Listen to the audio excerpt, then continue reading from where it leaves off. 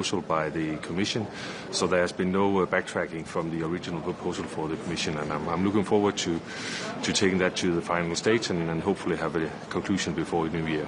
Do you see an appetite among the member states to go quicker? No, I have gained the needed support for the balance that are in the package. So what's on the table is I think a very strong compromise that I hope that a very broad majority of countries can support today. It's also about diversification, and given what Trump has been saying to Putin over the weekend and Zelensky, are you worried that the US is not such a reliable partner for gas supplies in the future? In all respects of life, one should not be too dependent on one supplier.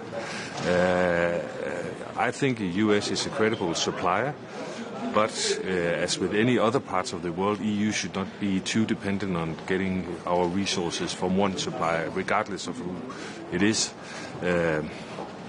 So I see US as a trustworthy supplier, but the long-term strategy for EU should be to lower our consumption of fossil fuels. We have to do that due to our climate targets, of course, but also to get independent. And for in all aspects of life, when you run a business or you run a continent like Europe, it's very good that you have multiple choices for getting the resources that you need. Kort fortalt, hvad er dine forventninger til dagens møde? Jamen, jeg har en meget stærk forventning om, at vi i dag kan endegyldigt sætte et punktum for muligheden for at importere gas til EU.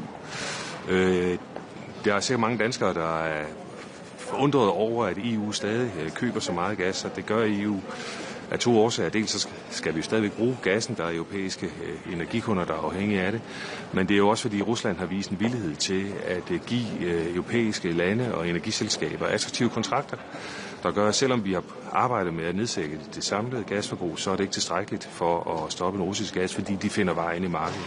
Og derfor er det helt rigtigt at stoppe importmuligheden ved grænsen. Og det er derfor, Danmark har støttet meget, meget stærkt kommissionens forslag, og det ser ud til i dag, at jeg kan samle det nødvendige flertal for at få sat den slutdato. Så det er min forhåbning. Det er den store sag, der har på i dag. Jeg har kaldt det en frihedspakke for EU, fordi det handler om at flytte vores afhængighed af russisk energi.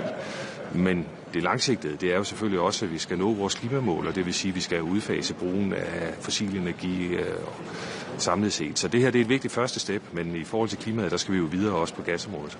Du siger, der er flertal for det, men der er jo også lande, altså Ungarn og Slovakiet, som strider imod og som er bange for, hvad det betyder, hvad det betyder for den energipriser, for konkurrenceevnen. Altså, hvad tænker du om de bekymringer, som de har? Jamen, alle, tror jeg, har bekymringer, lige så snart det handler om energi, om hvordan at forskellige typer politikker kan påvirke priserne. Vi er alle sammen afhængige af at have adgang til energi og til priser, der gør, at vores økonomier kan fungere. Så det er sådan set okay, de har de bekymringer. Der har været gjort forskellige forsøg på at håndtere deres specifikke udfordringer. Men det, der er det vigtige for mig som formandskabsland, vigtigt for Danmark, det er, at vi kan få vedtaget et forslag, der har de aftalte slutdatoer, og importen af russisk gas kommer til at stoppe. Og det er jeg fortrøstningsfuld for, at jeg har et flertal bag i dag, men nu må vi jo se, hvad landene siger inden til mødet. Der er også en politisk dimension i det, altså det er også på business, hvad der køber, det er også Ungarn. Så hvordan har du det, stadigvæk køber fra Rusland? Jamen, det er et valg, som de har truffet, og nogle gange er det sådan, og det er det altså også i energimarkedet, sådan som man har indgået noget, der hedder lange kontrakter, og det vil sige, det er også kontrakter, der kan være indgået før, at krigen i Ukraine begyndte, og derfor så er det en transitionsperiode, og det er klart, det er jo også en alvorlig situation for de lande, hvis det vi gør nu kan betyde, at de får forsyningsproblemer. Så det er okay, de er bekymrede. Det, der har været vigtigt for Danmark, det var, at vi prøver at håndtere de bekymringer, men på en måde, så slutdatoen, den gælder. Og det er klart, set fra et dansk regeringssynspunkt, ja, der skulle man alle i Europa være stoppet langt tidligere med at importere russisk gas. Det gør vi jo ikke i Danmark, og det har vi holdt op med for mange, mange år. Altså for meget lang tid siden, ikke? Hvordan kan du sige, at det er ikke også nemt for os at sige, at vi ikke skal importere russisk energi, når vi ikke selv gør det? Vi er en del af Europa, og det er sådan, at hvis Europa ikke fungerer, og hvis det ikke fungerer for vores nabolande, så fungerer det jo heller ikke for Danmark. Så nej, det synes jeg ikke, at det er bare nemt at sige. Det har jo også krævet forskellige typer af politiske tiltag i de forskellige lande, for så at diversificere, for at kunne få gassen fra andre kilder. Så nej, jeg synes bestemt ikke, at det er bare en nem position at tage. interessant for i forhold til det, at der kan være lange kontrakter. Man vil jo også se, at Ungarn blandt andet har indgået nye energikontrakter efter krigen brød ud. At det er jo lidt tilfreds i dag med nu, det er selvfølgelig, at der er flertal for det, at nu det står for deres, altså at de kan gøre det på altså efter udgang af Tyskland. Jamen, du spørger som om, at det her det går ud på at straffe Ungarn, og det er overhovedet ikke tilhænger af, at vi har det perspektiv på hinanden i Europa. Det her det går ud på at stoppe importen af russisk gas, og det har været vores absolutte mål for det danske formandskab, højt prioritet, at de datoer, der så er sat for, hvornår de korte eller lange kontrakter skal være sluttet, som var i kommissionens forslag, vi kunne bære det hele vejen igennem til en konklusion. Og det ser ud til, at det kan blive virkelighed i dag, selvfølgelig med forbehold for, at jeg skal jo lige høre, hvad landene siger i dag, og det er jeg rigtig, rigtig glad for. Og det er ikke et tiltag, der går ud på at straffe europæiske lande. Det er et tiltag, der går ud på at bringe Europa væk fra at finansiere Ruslands krig, ud af gasimporten, og så selvfølgelig på den lange bane føre en energi- og klimapolitik i EU, der gør, at vi slet ikke har det gasbehov, som der er i dag i Europa. Jeg har også hørt statsminister Mette Frederiksen stå på talerstolen i Folketinget og sagde, at nu hun ikke bande, hun var lige ved at bande over, at der stadigvæk var lande i Europa, der købte energi. Så der er jo også, altså har der ikke været en frustration over det, at det stadigvæk er sådan, når man køber energi fra Rusland? Jamen, der er ingen tvivl om, at fra den danske regerings side, så havde vi gerne set, at det her forslag var kommet på bordet tidligere, og det kunne blive konkluderet før. Det har det så ikke været. Nu har vi arbejdet med det under dansk formandskab, og det ser ud til, at jeg i dag kan konkludere, at der er sat en endegyldig slutdato for importen af russisk gas. Så jeg havde gerne set, at det var sket langt før, men det skal ikke tage glæden væk fra. Det ser ud til, at vi har en god chance for at få det til at lykkes i dag. Godt.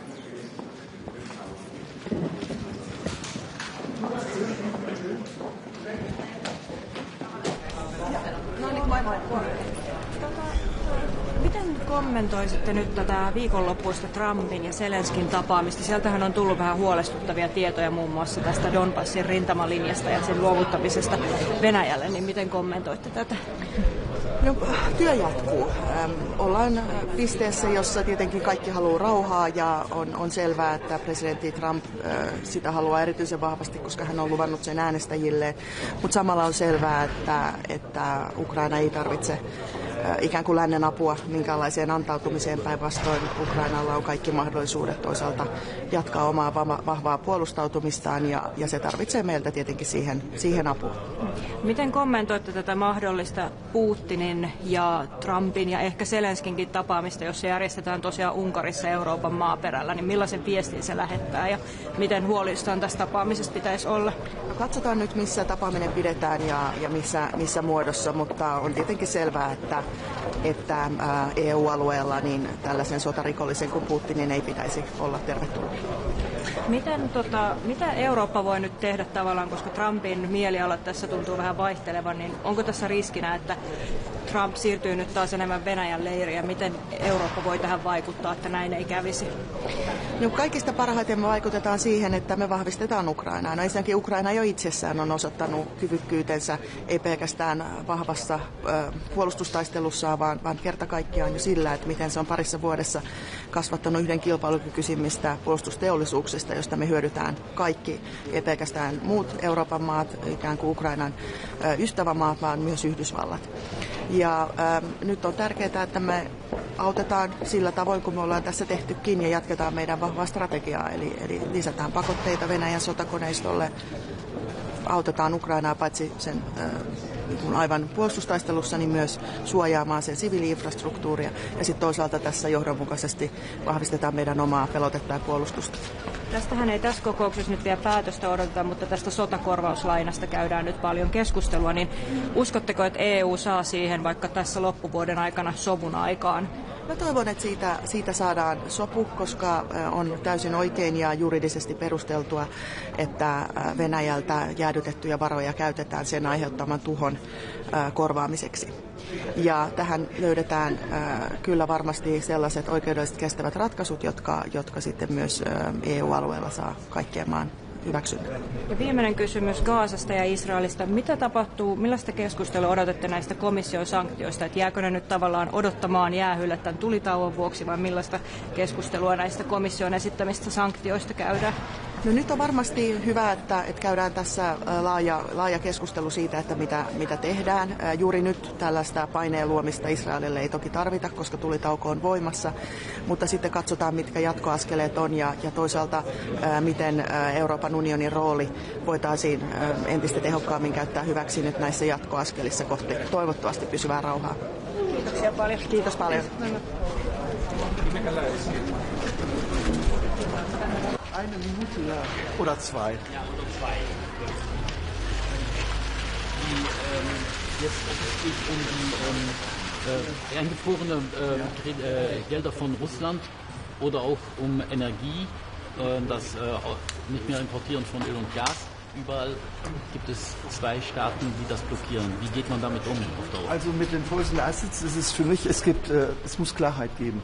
Es ist ja eine politische Entscheidung, dass wir was jemandem wegnehmen und jemand anders geben. Ich weiß, dass Sie jetzt mir erzählen, dass es nicht gegeben ist, aber nur so ein Vorsprung über Material, Schaden ersetzen etc. etc.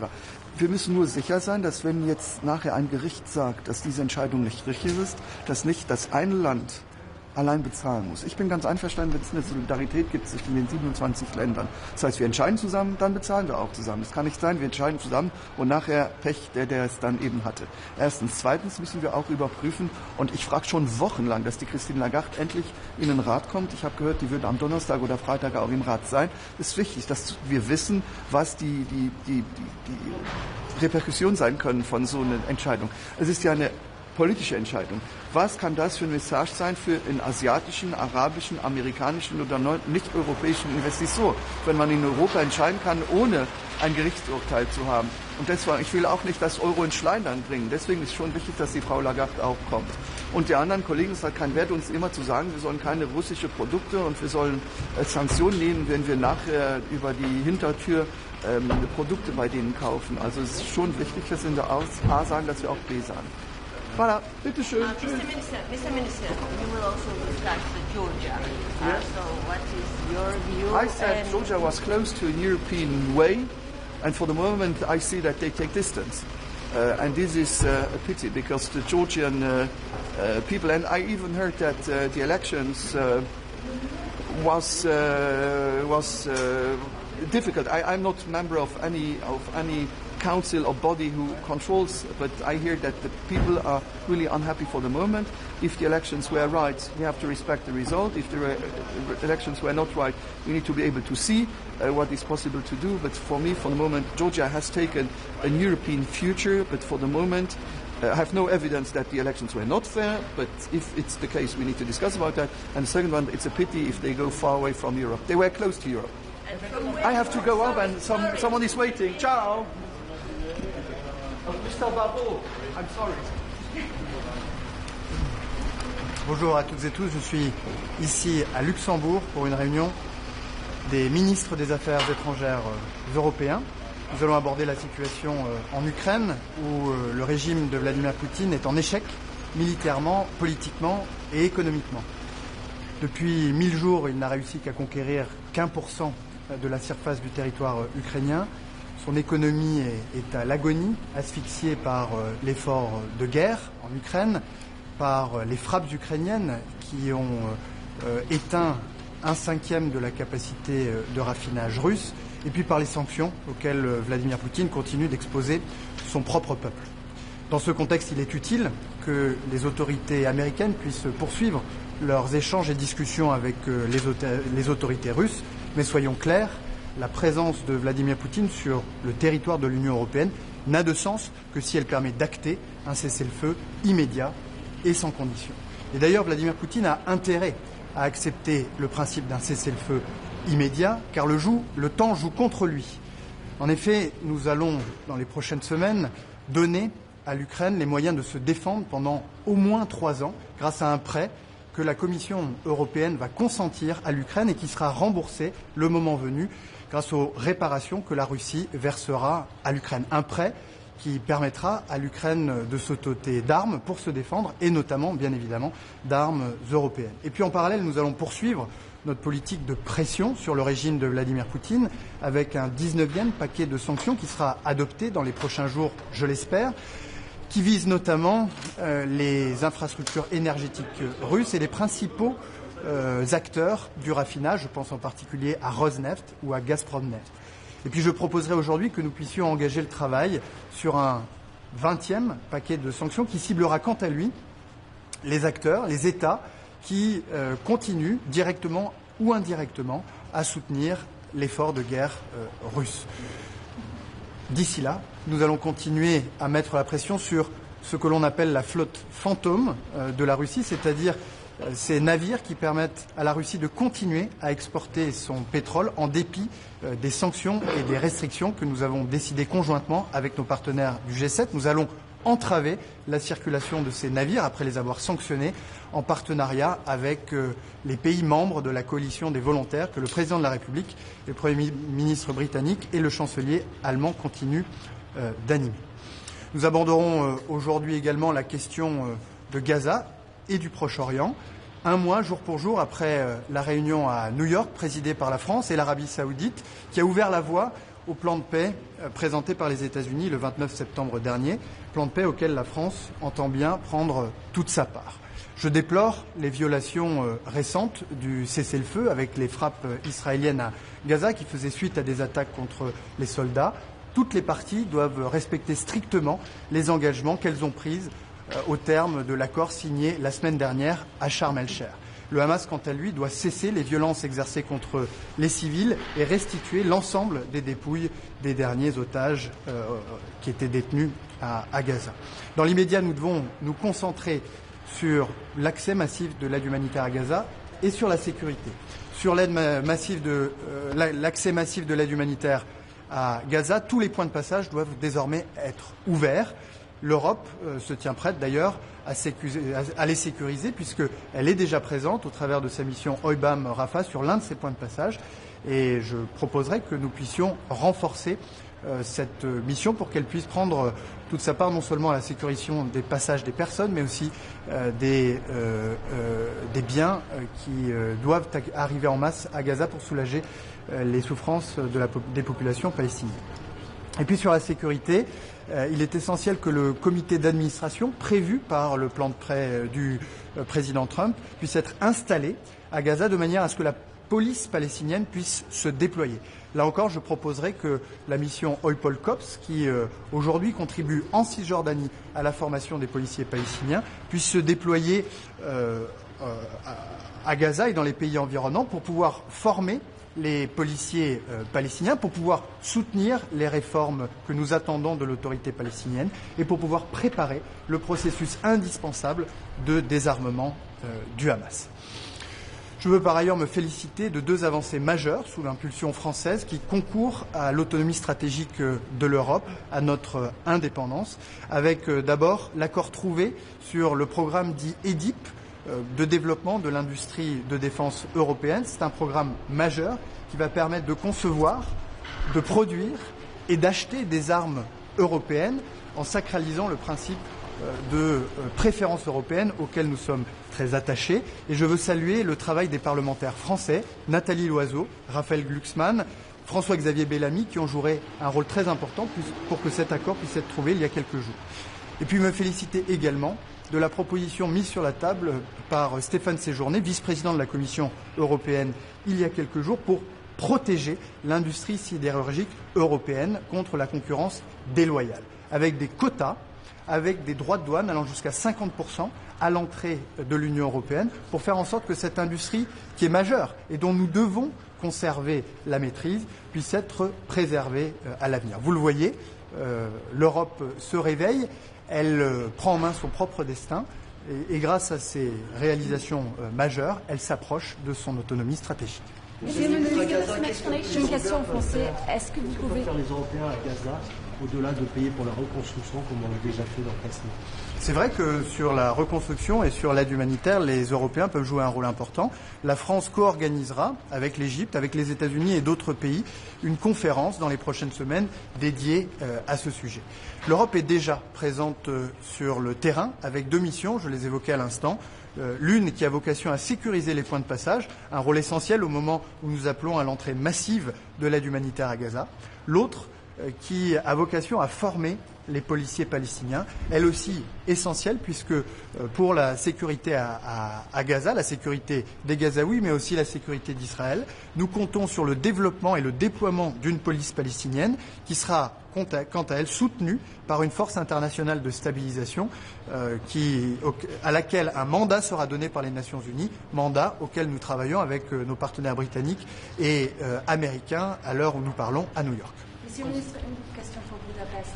Vous ne pensez pas que c'est une provocation, en fait, que Orban ait invité Poutine en territoire européen? C'est inacceptable. Je vous l'ai dit, il est utile que les autorités américaines puissent échanger, poursuivre le dialogue avec les autorités russes, mais cette présence annoncée de Vladimir Poutine sur le territoire de l'Union européenne n'a de sens que si elle permet d'acter un cessez-le-feu immédiat et sans condition. Sur les capitaux gelés russes, il y a une grande majorité qui veut les utiliser pour l'Ukraine, mais malgré tout, le dossier n'est toujours pas débloqué. Qu'est-ce qu'il faut pour débloquer ce dossier? Je crois que nous avançons. La Commission européenne a mis sur la table une proposition qui tient compte d'un certain nombre des paramètres auxquels les États membres étaient particulièrement attentifs. Et je le dis, si Vladimir Poutine a intérêt aujourd'hui à un cessez-le-feu, c'est parce que le temps joue contre lui.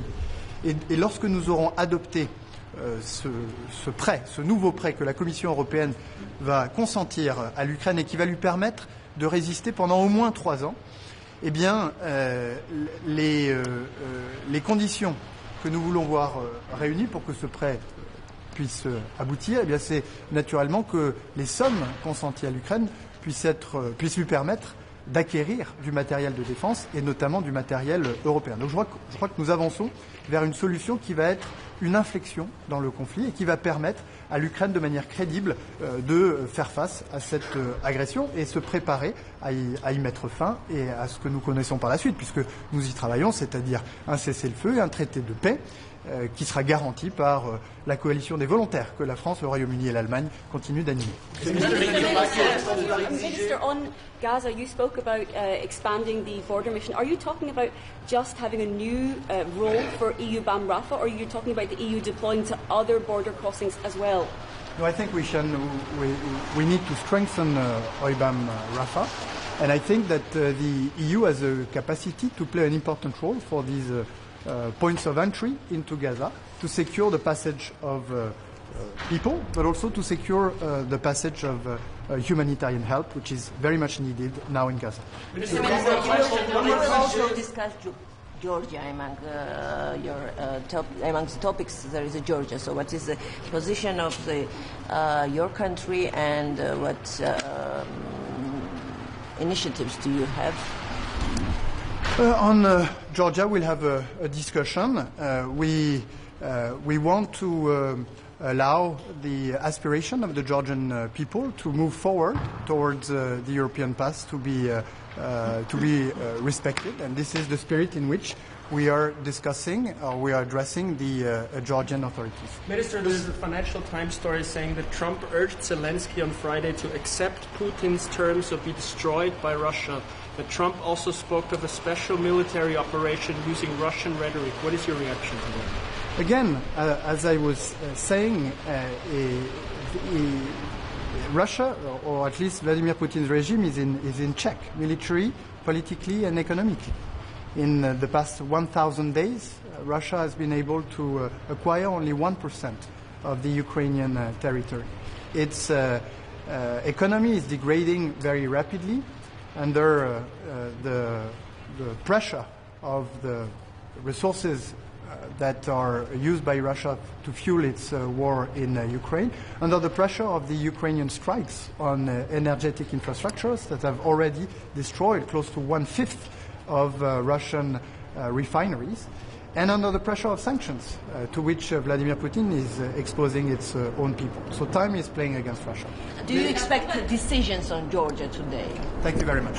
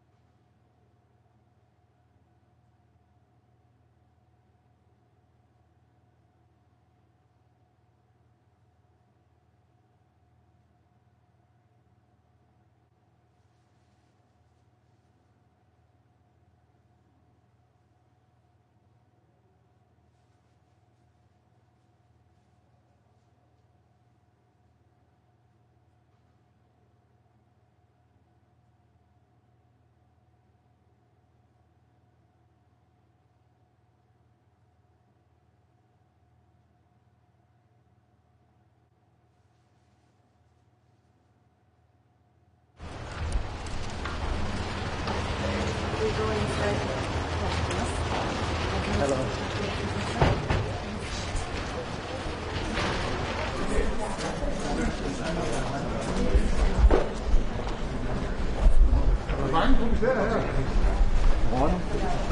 Ja, bagefter, eller? Good morning. Good morning. So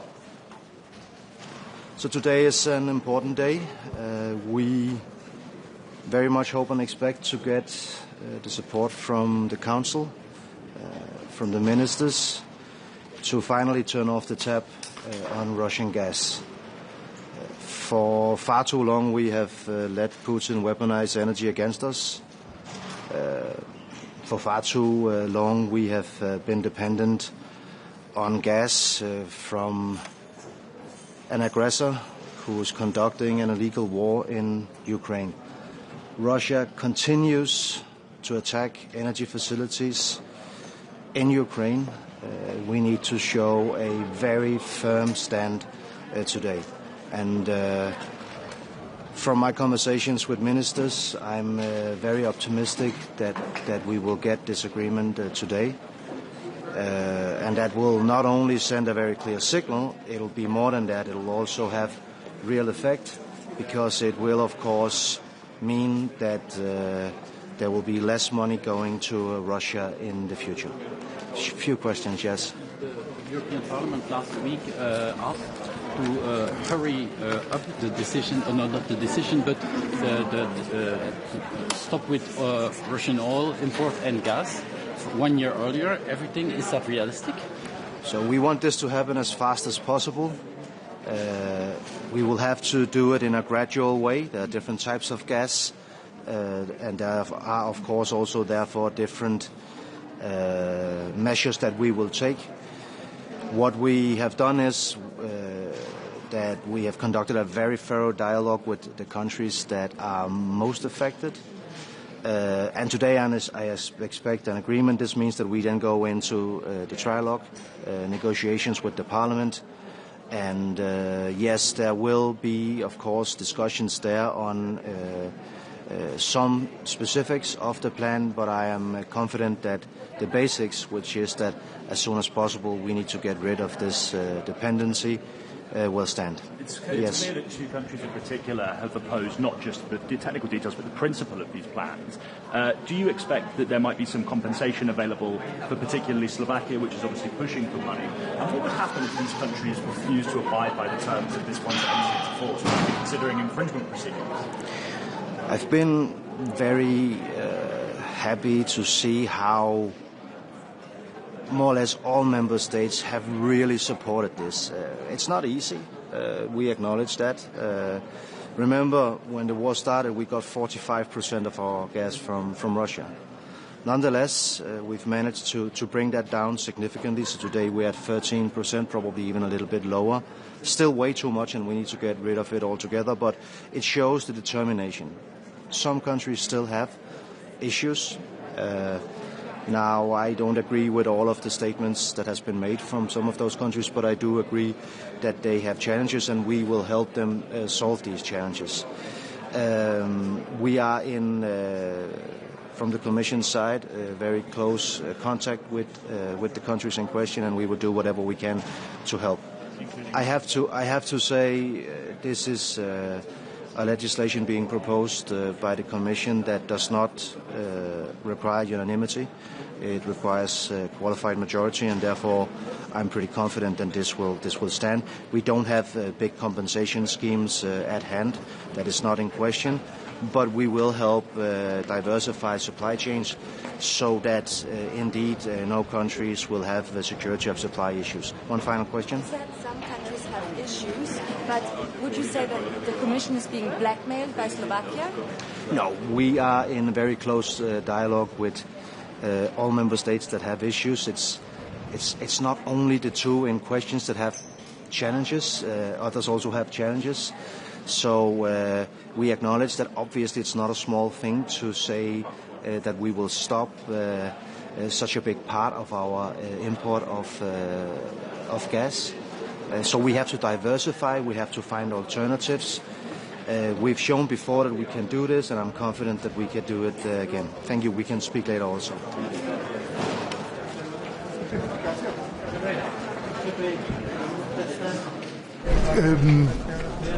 Helt banalt spørgsmål, men altså, hvad er det, I skal opnå med det, I skal prøve at få vedtaget på grund af i dag? Det er en vigtig dag i dag. Nu skal vi have opbakning til, at vi endelig kan stoppe helt med at købe gas i Europa fra Rusland. Det er jo egentlig ret vanvittigt, når man tænker over det, at vi her har en fjende, som er i krig med Ukraine, som vi gør alt for at bekæmpe, og så er vi stadigvæk indirekte med til faktisk at finansiere Putins krig, fordi at der altså er lande i Europa, der stadigvæk er afhængige af russisk gas, og det skal altså stoppe nu. Og hvornår kan vi se, hvis det her bliver vedtaget i dag, hvornår kan vi så se en slutning på det? Det bliver en gradvis udfasning af de sidste procenter, og forhåbentlig kan vi inden for allerede et halvt års tid se, at vi så stopper med den del, som er den vigtigste del, de her korttidskontrakter, altså den her gas, der bliver handlet på det, der hedder spotmarkedet. Det skal stoppe, og det skal stoppe hurtigt. Når man har vedtaget det her, betyder det så kommer vi aldrig mere til at købe olie og gas fra Rusland? Det jeg håber på med det her forslag, det er jo, at vi kan sætte en stopper for russisk gas. Ikke bare nu her under den nuværende konflikt, som vi jo håber kommer til at stoppe selvfølgelig så hurtigt som muligt, men i al fremtid. Jeg mener ikke, vi skal begå den samme fejl, som vi har gjort i fortiden, og gøre os selv afhængige af så vigtig en energikilde fra noget andet land, og der i særdeleshed ikke fra et land, som er vores fjende. Vi ser USA presser på, hvor vi skal købe mere gas frem for alt fra USA. Med en mand som Donald Trump i Det Hvide Hus, og hvordan han agerer eksempelvis over for Ukraine, er det så ikke lige så utrygt at købe gas i USA? En del af mit job, det er at diversificere den måde, vi får energi fra andre lande på. Det vil sige handle med og tale med og lave aftaler med så mange partnere rundt omkring i verden som muligt. En af dem er USA. Jeg vil sige, der er grundlæggende kæmpestor forskel på at være handelspartner med en fjende som Rusland. Det skal vi væk fra. Og så USA. Vi har jo ikke fra europæisk side på noget tidspunkt haft et ønske om at handle mindre med USA. Vi vil tværtimod gerne handle mere med USA. Når det så er sagt, så er det også klart, det her med gas og fossile brændstoffer i det hele taget, det er jo noget, der er midlertidigt. Fordi vi ønsker jo ikke i fremtiden overhovedet at bruge de her brændstoffer. Vi skal jo bekæmpe klimaforandringerne også, og vi skal have bragt energipriser ned. Det gør man bedre med vedvarende energi. Så alle de aftaler, vi laver, alt det, vi gør, det er noget, vi gør meget midlertidigt. Jeg er meget optimistisk. Jeg synes, det danske formandskab har virkelig gjort det fremragende. Det er ikke nogen helt nem sag, det her, fordi selvfølgelig er det nemt på overfladen at sige, vi skal fri af den her gas. Der er bare lande, der er ret afhængige af den her gas stadigvæk, så mit job derfra, hvor jeg sidder, er jo at hjælpe de lande med så at finde alternativer. Det danske formandskabs opgave, som de har løst fremragende, ja, nu må vi jo se, men som jeg i hvert fald synes, at det ser ud til, at de har løst helt fremragende, det er at finde kompromiserne mellem lande, og det er jeg altså ret optimistisk i forhold til. Tak. Godt. Så er det et spørgsmål, om UB rykker ned. Ja.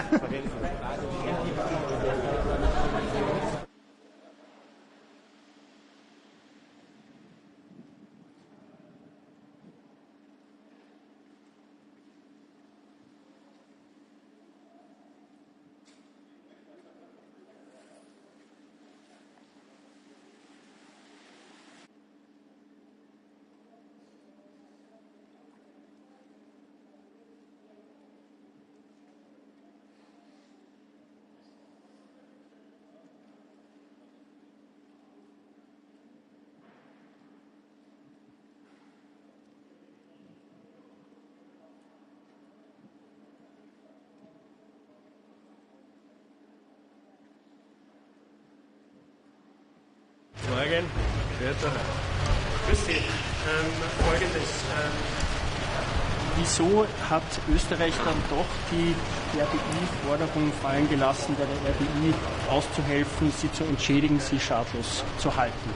Grundsätzlich zeigen wir hier Solidarität und es braucht auch eine klare Richtlinie. Wir müssen hier noch gemeinsam noch einmal nacharbeiten und das ist eigentlich unser Grund, warum wir hier auch Solidarität mit allen zeigen. Es braucht eine einheitliche Stimme und das ist unser Ziel, hier weiter noch nachzuarbeiten.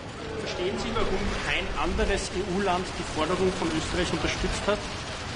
Es geht uns vor allem darum, dass wir zum einen österreichische Unternehmen auch schützen, dass wir hier auch einen dementsprechenden Rechtsrahmen haben, damit diese Unternehmen auch hier eine Klarheit haben. Und zum anderen geht es darum, es kann ja am Ende nicht dazu sein, dass wir mit der Ukraine mitfinanzieren und auf der anderen Seite die russischen Oligarchen auf der Yacht weiterfahren. Aber verstehen Sie die Abneigung prinzipiell dagegen, Vermögen von russischen Oligarchen aufzutauen, auch wenn die das nicht bekommen? Ich verstehe grundsätzlich, dass wir uns solidarisch verhalten und ich verstehe grundsätzlich, dass wir eine Einigung erzielen müssen. Dazu müssen wir noch nacharbeiten. Eine weitere Frage. Die Financial Times schreibt, dass Donald Trump am Freitag Zelensky dazu aufgefordert hat, Putins Bedingungen zu akzeptieren, sonst würde Russland die Ukraine zerstören. Was sagen Sie dazu? Trump hat auch von einer speziellen Militäroperation gesprochen, eigentlich die Rhetorik von Putin übernommen. Ich glaube, wir waren nicht dabei. Eines steht fest, dass die Ukraine ein souveräner Staat ist und dass wir alles tun müssen, um die Ukraine in ihrer Souveränität zu schützen und zu unterstützen. Eine weitere Frage noch zum Nahen Osten. Ist es nicht ein wenig peinlich, wenn sich die Europäer und die USA als Friedensbringer gefeiert haben und jetzt schon jetzt diese Waffenruhe brüchig wird? Es ist grundsätzlich ein großer Erfolg, dass wir hier seit einer Woche Friedensprozesse haben, dass hier de facto Waffenstillstand herrscht. Gilt jetzt, diesen 20-Punkte-Plan auch nachzuvollziehen und durchzuziehen. Dass es am Anfang holprig ist, das ist, glaube ich, nicht illusorisch, das lag auf der Hand. Was erhoffen Sie sich denn heute? Die EU-Außenbeauftragte Kaja Kallas hat gesagt, die Sanktionen sollen heute nicht beschlossen werden, sondern am EU-Gipfel. Was erhoffen Sie sich denn heute von dem Treffen? Ja, es gilt grundsätzlich einmal, diese zwei Themen auch zu bespielen, die wir haben, nämlich die Sanktionen gegenüber Russland und zum anderen den Nahen Osten. Und dann kommt noch das dritte Thema, auch der Indo-Pazifik dazu. Also diese drei Themenbereiche werden heute intensiv besprochen. Mr. Minister,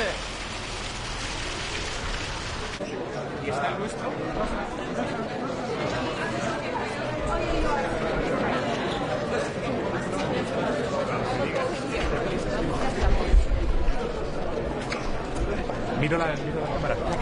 Sí. Buenos días.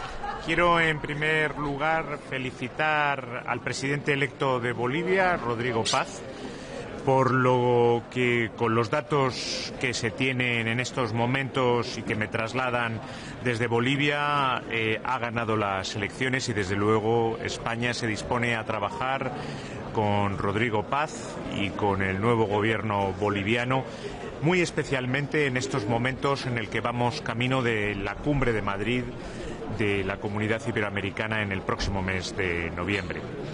Este es un Consejo de Asuntos Exteriores fundamental para que la voz de Europa pueda oírse en favor de la paz y del derecho internacional tanto en Ucrania como en Oriente Medio. En Palestina, los acontecimientos que hemos vivido ayer nos hacen tener que redoblar los esfuerzos por la paz, por la defensa del derecho internacional, por consolidar el alto el fuego en Gaza y por exigir que la ayuda humanitaria siga entrando sin cortapisas y con libertad en Gaza. Europa tiene mucho que aportar en cuanto a ayuda humanitaria y desde luego la ayuda humanitaria de la Agencia Española de Cooperación Internacional va a estar presente en Gaza directamente y también a través de nuestras contribuciones a un organismo tan importante como es UNRWA y otros organismos de Naciones Unidas.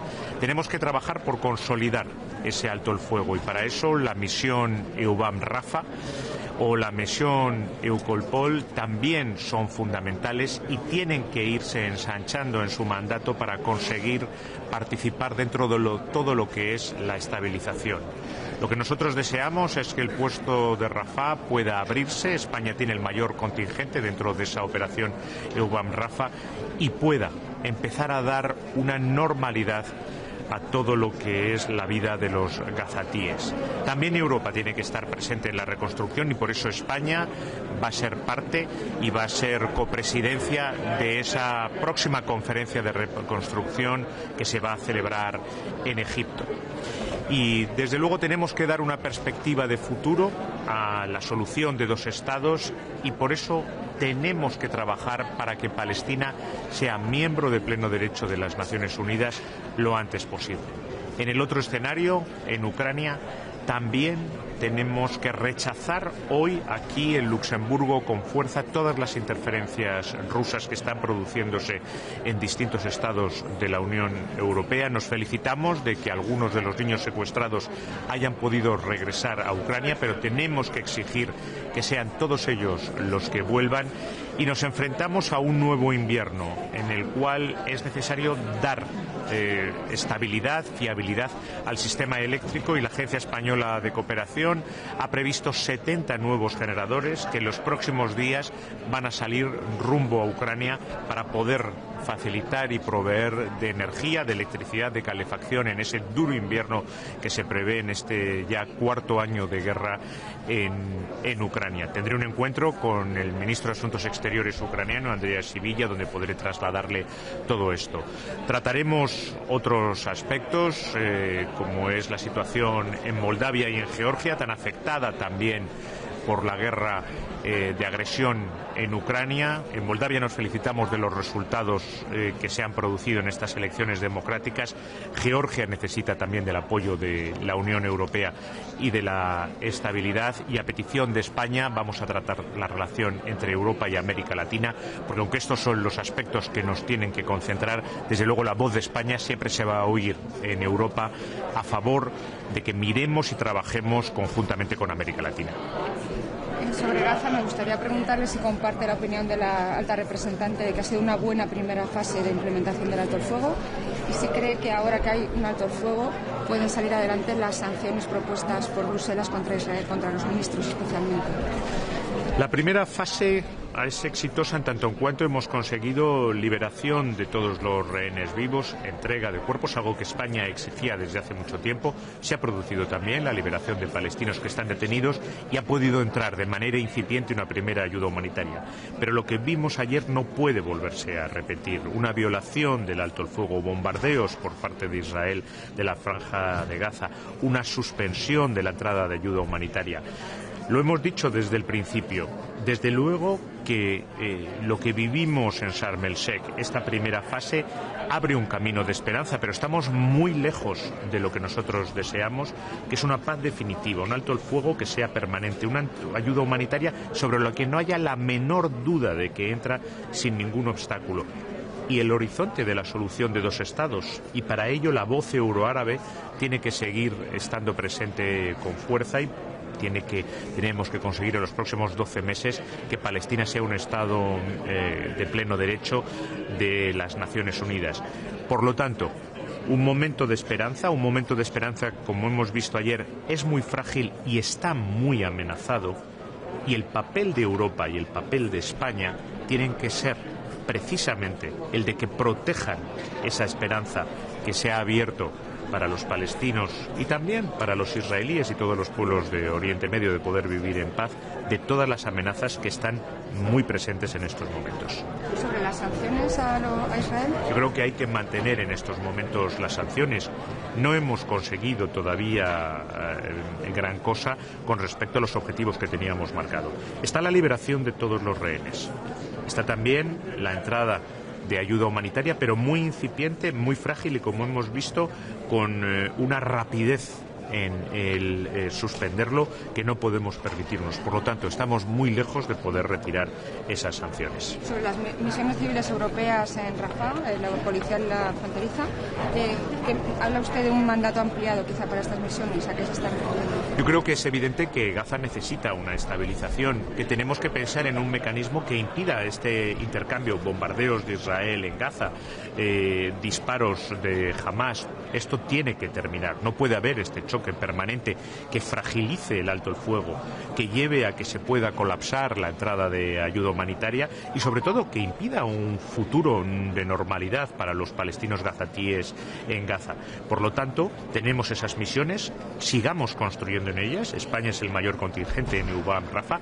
permitamos que se abra el paso de Rafah, vayamos ampliando su mandato para permitir que sean misiones que ayudan a esa consolidación del alto el fuego, a la entrada de ayuda humanitaria, que permitan ir avanzando en otros pasos. Sobre Ucrania, ¿qué perspectiva hay después de la visita de Zelensky a la Casa Blanca el viernes, la próxima reunión que va a haber entre Putin y Trump en Budapest? ¿Qué perspectiva ve? De la reunión entre Putin y Trump, desde luego serán ellos los que tengan que hablar. Lo que los europeos nos tenemos que preguntar hoy, aquí, es qué podemos hacer nosotros. Y lo que nosotros podemos hacer es seguir entregando una ayuda fiable, permanente, predecible a Ucrania, como va a hacer España con la entrega de 70 generadores en los próximos días frente a este crudo invierno que llega para poder ofrecer electricidad. Rechazar claramente las interferencias y las injerencias rusas en los distintos estados de la Unión Europea y mantener nuestra defensa de la integridad y la soberanía de Ucrania. Eso es lo que tenemos que hacer hoy. No tanto preguntarnos qué es lo que van a hacer o decidir terceros, sino lo que nosotros podemos hacer, porque podemos hacer muchas cosas, tanto en Ucrania como en Oriente Medio. Sí, había otras preguntas. ¿Usted no piensa que es un problema que es Viktor Orbán quien acude a Donald Trump, a Vladimir Putin en el espacio europeo? ¿No es un problema para España? Yo, desde luego, creo que hay unas sanciones y hay una posición de la Unión Europea conjunta y común que deberíamos de respetar todos los Estados miembros de la Unión Europea. Y en el Medio Oriente, señor ministro, ¿qué puede hacer Europa más allá de ayudar a la reconstrucción, pagar como ya lo hizo en el pasado?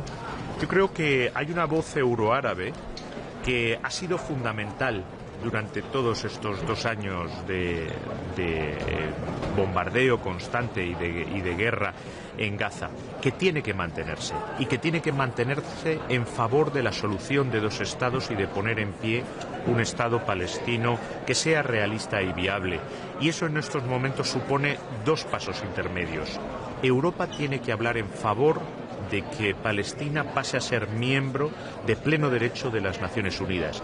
Y en segundo lugar, tenemos que hacer todo lo que esté en nuestra mano para que la reconstrucción de Gaza se haga conjuntamente con la Autoridad Nacional Palestina, reforzando la Autoridad Nacional Palestina en Cisjordania, diciendo claramente a Israel que tiene que entregar los impuestos y los ingresos retenidos para la Autoridad Nacional Palestina, desbloqueando nosotros mismos, sin ninguna condicionalidad, nuestra ayuda hacia la Autoridad Nacional Palestina y al mismo tiempo ayudando a que esa reconstrucción que se haga en Gaza sea bajo una misma y única autoridad palestina, que sea un primer paso para poner en pie ese Estado palestino.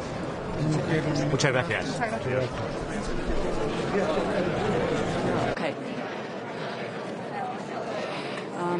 Na zasedanju v Luksemburgu bomo danes govorili o prizadevanjih za mir, za končanje ruske agresije v Ukrajini, za mir na Bližnjem vzhodu, v Gazi.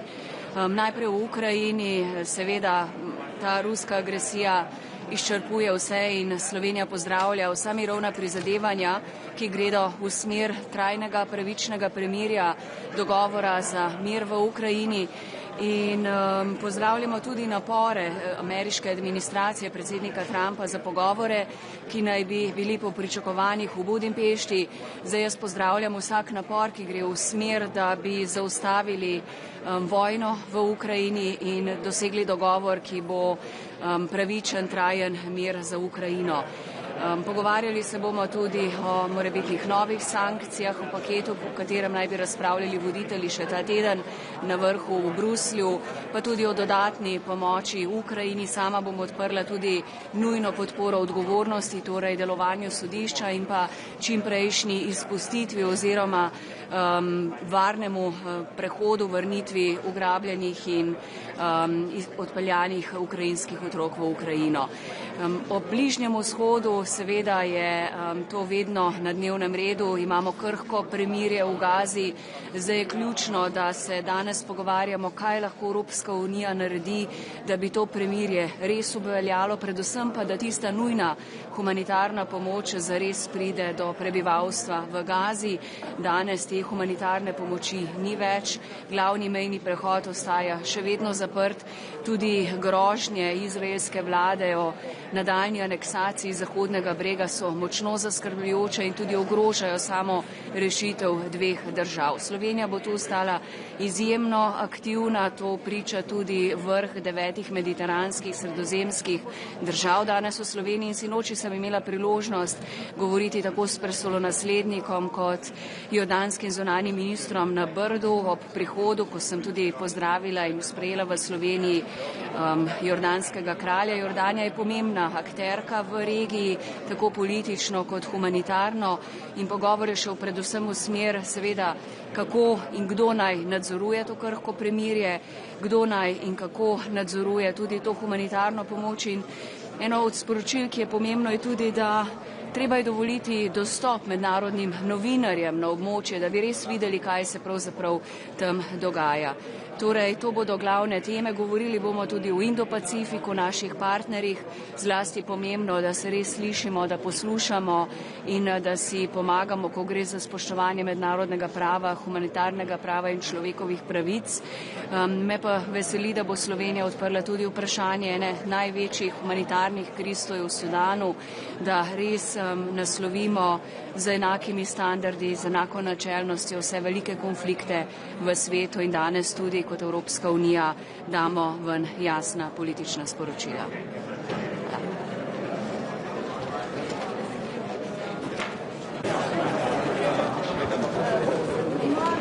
Guten Morgen, alle ausgeschlafen? Ja, geht so, ne? So, die Ukraine steht vor ihrem 4. Kriegswinter. Beginn zum Oktober wurden fast 60% der ukrainischen Gasinfrastruktur und Speicher zerstört. Wir leisten als Deutschland aktive Aufbauhilfe. 390 Millionen Euro geben wir in den Ukraine Energy Support Fund. Ganz speziell liefern wir derzeit Hilfsgüter, um die zerstörte Gasinfrastruktur wieder aufzubauen. Durch die Hilfen in den letzten Jahren konnten wir sicherstellen, dass 1,2 Millionen Ukrainerinnen und Ukrainer mit Energie, stromseitig und gasseitig versorgt wurden. Heute geht es um einen wichtigen Schritt. Wir wollen einen wichtigen Schnitt machen, damit Putin seinen Krieg nicht weiter aus Energielieferungen, Rohstofflieferungen finanzieren kann. Zu Beginn des Krieges, im letzten Jahr, waren in Europa noch 19% der Gaslieferungen aus russischen Quellen. Wir sind in diesem Jahr runter auf 13 und müssen dies schnell weiter reduzieren. Deutschland bezieht kein russisches Gas mehr, Deutschland bezieht auch kein russisches Öl mehr. Wir müssen aber sicherstellen, dass wir die Bezugsquellen in ganz Europa runterfahren. Wir werden dazu heute uns austauschen mit dem ukrainischen Energieminister, mit dem Energieminister aus Moldawien. Beide Länder hängen entscheidend davon ab, dass wir Unterstützung leisten. Diese besteht darin, einerseits Geld zur Verfügung zu stellen, aber andererseits das wichtige Signal zu senden, dass auch Europa sich unabhängig macht, vollkommen unabhängig von russischen Energieimporten.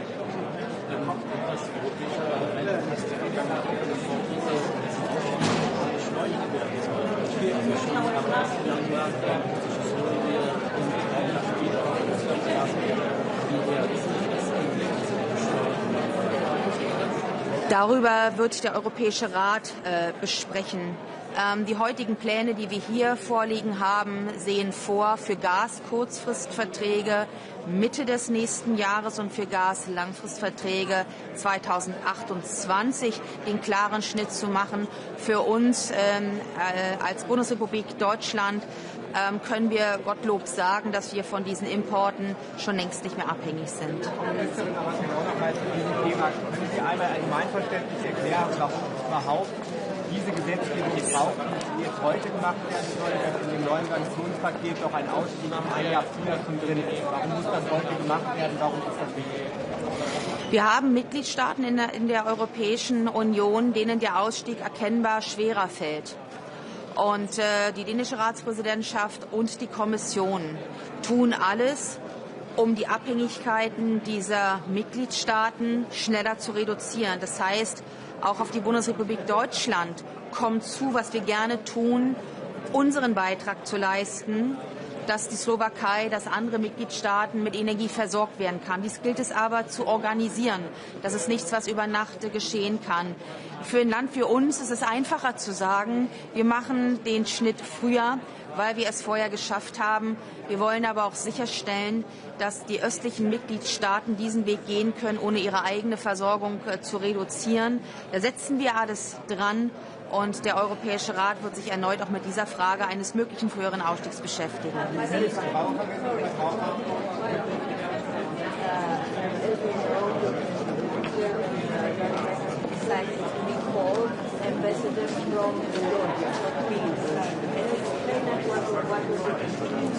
Das kann ich leider nicht erklären. Tut mir leid. Eine noch. Verbraucherinnen und Verbraucher denn darauf einstellen, dass das Gas in Deutschland angesichts der befindlichen Verknappung dann doch ein bisschen teurer wird? Nein, das müssen wir nicht. Was wir gesehen ist, dass die LNG-Märkte sehr, sehr liquide sind. Wir sehen auch übrigens für den Winter vermehrte Einspeisungen von Gas. Das heißt, durch die Füllstände von 76% der deutschen Gasspeicher jetzt und Bookings, also Vororder von 90%, können wir jetzt schon sagen, dass wir im Winter gegen eventuelle Preissteigerungen gut gehatcht, gut abgesichert sind. Außerdem sehen wir, dass auf den LNG-Märkten sehr viel mehr Gas zur Verfügung steht. Und wo viel Volumen ist an Gas, werden auch die Preise nicht so in die Höhe schnellen. Und insofern schauen wir mit einiger Gelassenheit, aber nicht mit Sorglosigkeit in die Zukunft. Danke. Hi, goedemorgen. Ben je er klaar voor, collega? Ik heb het beeld niet nodig, maar voor de collega. Goedemorgen, minister. Ik weet niet of u het net gezien heeft. Den Haag vond demonstranten hier buiten. Maar heel veel mensen in Nederland zien ook gruwelijke beelden van Hamas-terroristen die barbaarse toestanden plegen op hun eigen bevolking. Wordt er vandaag een stap gezet met sancties richting Hamas? Of zijn ze gekoppeld aan de sancties tegen Israël? Nou, wat ons betreft niet. We hebben altijd gepland voor strengere maatregelen tegen Hamas. Kijk, op dit moment in het vredesplan is de bedoeling dat er überhaupt geen rol meer is voor Hamas. Dat Hamas wordt ontmanteld, zowel politiek als militair. En we zien nu de afgelopen dagen waarom dat nodig is. Dit is een onbetrouwbare organisatie. Het zijn terroristen. Ze terroriseren dus ook hun eigen bevolking. Ze houden zich niet aan de wapenstilstand op sommige vlakken. Dus in die zin wegwezen ermee, zou ik zeggen. Ja, hoe heeft u gekeken naar de beelden? Ja, dit soort executiebeelden zijn verschrikkelijk. Maar het geeft precies aan waarom daar een andere bestuur moet zijn. Waarom daar weer orde moet zijn. En dat Hamas niet de partij kan zijn die orde handhaaft in Gaza. Ja, dus unanimiteit nodig voor die sancties. Hoe is het krachtenveld? Zijn er landen die zeggen van het moet wel één pakket blijven bijvoorbeeld? Nou, op dit moment is een heleboel fluïde. En dat is ook logisch, want we hebben natuurlijk een verandering gezien met het plan wat nu op tafel ligt. Iedereen hoopt dat het houdt. Dus ik denk dat een heleboel landen nu even de kat uit de boom willen kijken. Dit vredesplan een kans willen geven. En dan daarna kijken waar moeten we meer druk uitoefenen. Op Hamas evident, maar ook op Israël als dat nodig is. En zij zich niet houden aan het staakt het vuur. Maar laat de wereld dan niet onbeantwoord wat daar nu gebeurt. Iedereen ziet toch die gruwelijkheden. Moet daar niet direct een antwoord op komen? Nou, we zitten daar bovenop. Nogmaals, Hamas is een terreurorganisatie. Die moeten daar weg. En dit plan is de enige mogelijkheid om Hamas daar weg te krijgen. Daar heeft Hamas ook mee ingestemd, dus ze kunnen nu proberen terug te roeien erop. Maar dat zal geen effect hebben. De VS, maar ook Egypte, Qatar, Turkije voeren maximale druk uit op Hamas om zich te voegen naar dit plan. Daar hoort bij dat ze verdwijnen, dat ze ontwapend worden en dan gaan we dit soort vreselijke beelden niet meer zien. Maar hoe zit het dan met Israël? Dat heeft ook het staakt het vuur geschonden. Ze zeggen als reactie op Hamas. Maar ze laten ook hulpgoederen nu door. Wat vindt u daarvan? En wat Israël zegt, één is dat zij in reactie hebben gehandeld en daarbij staakt het vuur hebben doorbroken. Daar zullen we echt moeten afwachten of dat inderdaad het geval is of niet. Maar daar kan ik me van alles bij voorstellen. Zeker als je de beelden van Hamas en hoe zij opereren in de Gazastrook hebt gezien. Israël heeft daarop ook gezegd van ja, onderdeel van fase 1, staakt het vuren, was de hulpgoederen onverminderd toegang geven. Op het moment dat de situatie daar niet veilig is, we geen staakt het vuren hebben, laten we ook die hulpgoederen niet naar binnen. Nou, ik ga ervan uit dat die vandaag gewoon weer wel naar binnen gaan. Dat uiteindelijk nu het staakt het vuren, de rust weer is wedergekeerd, dat ook dit weer voortgang gaat vinden. Het zal broos blijven de komende periode. Daarom is het zo belangrijk dat we ook naar fase 2 gaan. Het ontmantelen van Hamas. En het zorgen voor veiligheidstroepen, zowel internationaal als lokaal, die daar nu de veiligheid gaan beheren. Zo kunnen we langzaam een stabielere organisatie creëren. Maar wat ik zeg, het is broos. En we zullen dit soort incidenten, vrees ik, ook de komende dagen nog wel zien. Ja, maar geen sancties dus vandaag, want iedereen wacht af. Nou, we gaan het erover hebben. Kijk, het belangrijkste is nu om die partijen tot elkaar te brengen. Dat was überhaupt altijd al het doel van sancties, was om druk op te leggen op beide partijen om naar die tafel te komen. We hebben nu een tafel, we hebben nu een plan. De maximale druk en de focus van de hele wereldgemeenschap ligt daarop. Laten we daar nu als allereerste voor gaan. Misschien overstappen naar de oorlog op ons eigen continent. Er komen berichten naar buiten dat dat gesprek tussen Zelensky en Trump niet goed is verlopen. Wat is uw indruk ervan tot nu toe?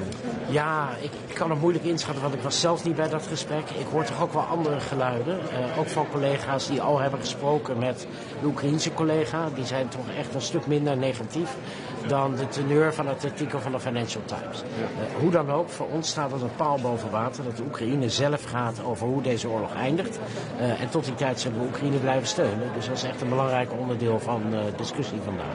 Weet u dat er net zoals na Alaska, dat was dan een top, maar dit is een telefoongesprek, dat de EU toch weer ook richting Trump moet benadrukken wat u net zegt, hè? Van dat Oekraïne zelf moet besluiten en niet Trump of een Poetin? Nou ja, dat heeft Zelensky, neem ik aan, zelf ook tegen Trump gezegd. Natuurlijk, hij gaat erover.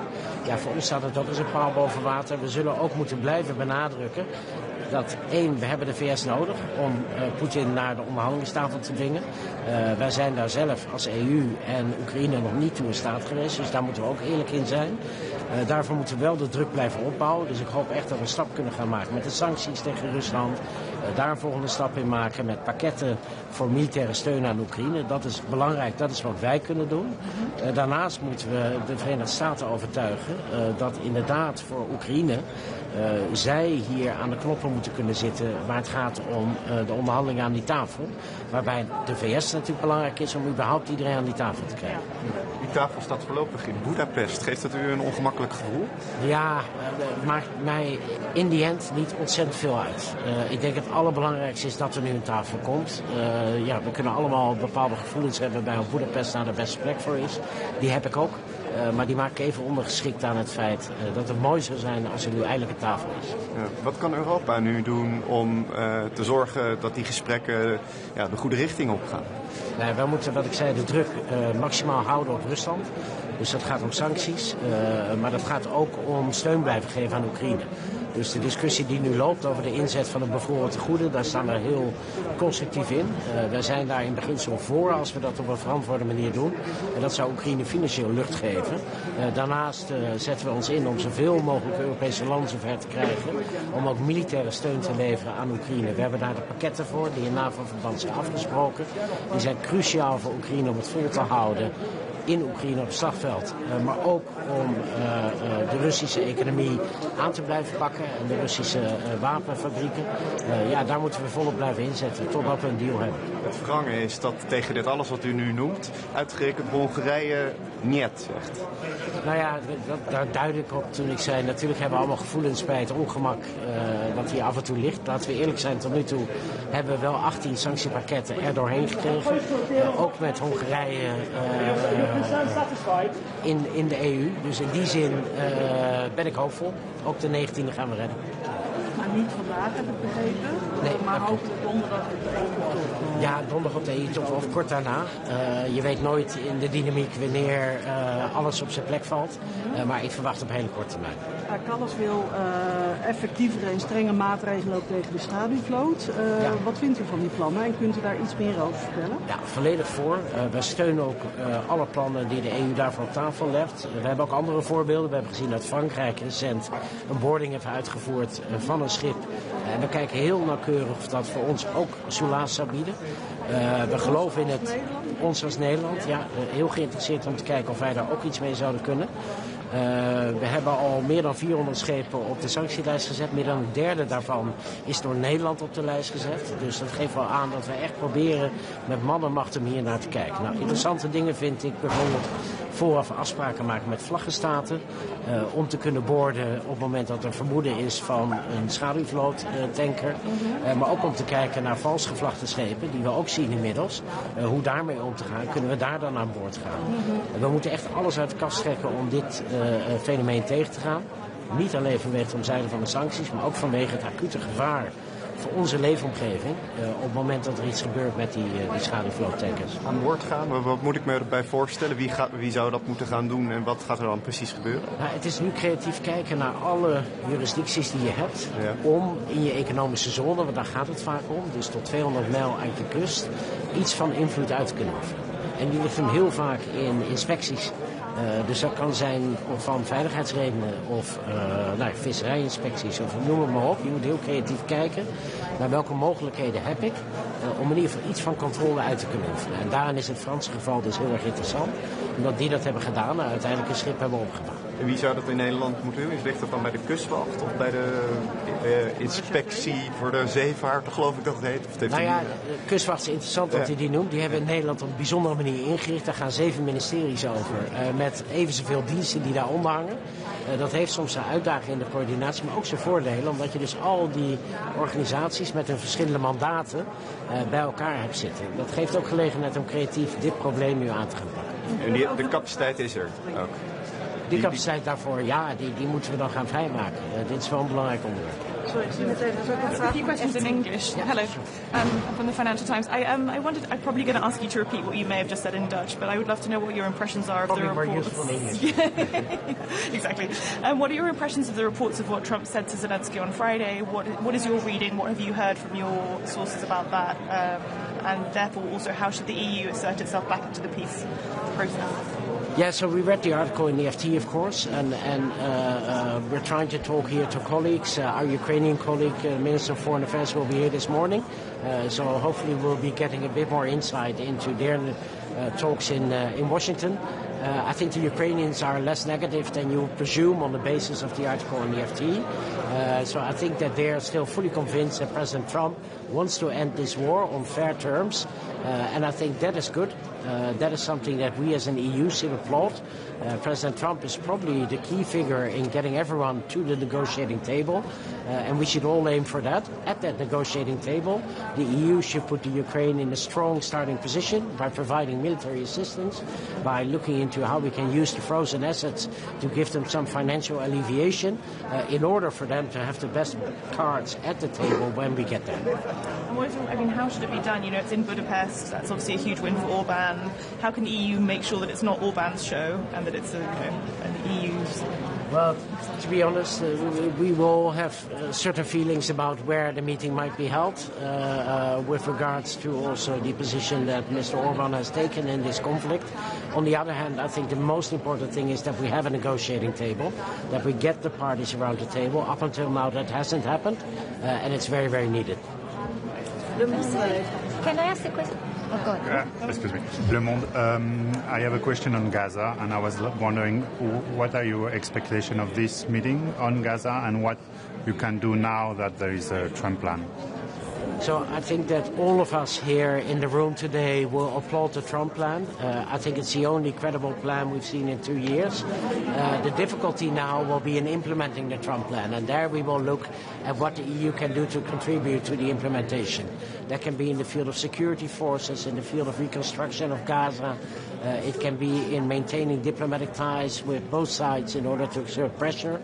So we will try to be useful in implementing the plan. We see how difficult it is already in phase one. We've seen the skirmishes and the breaking of the ceasefires over the past few days. Fortunately now it seems to hold again. Aid is flowing in. I think that's important for the population of Gaza. But phase two is probably the most crucial, which is disarming Hamas and making sure that they no longer have a political role in Gaza. I think that's crucial for any success of the plan in the medium and long term. Any expertise in disarmament? Definitely. I think we have a long expertise in reconstruction. We have long expertise in how to do track 2 dialogues, how to build a security sector.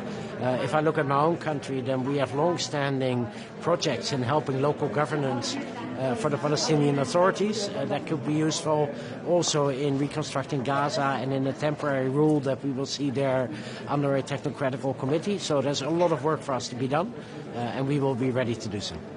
On trade with the occupied territories, the Netherlands will be going forward. Did you get a response from the Commission clarifying whether this, goes against the common trade policies, or if it's okay to move forward at international level? No, but we think it is. So we feel we have to room on the basis of our national regulations. However, we do need to put this into formal regulations and laws. So it might take a few months for us in order to be ready for that, but we're still continuing on the preparatory path for that. We have to finish because the council will start. Thank you. Thanks, everyone.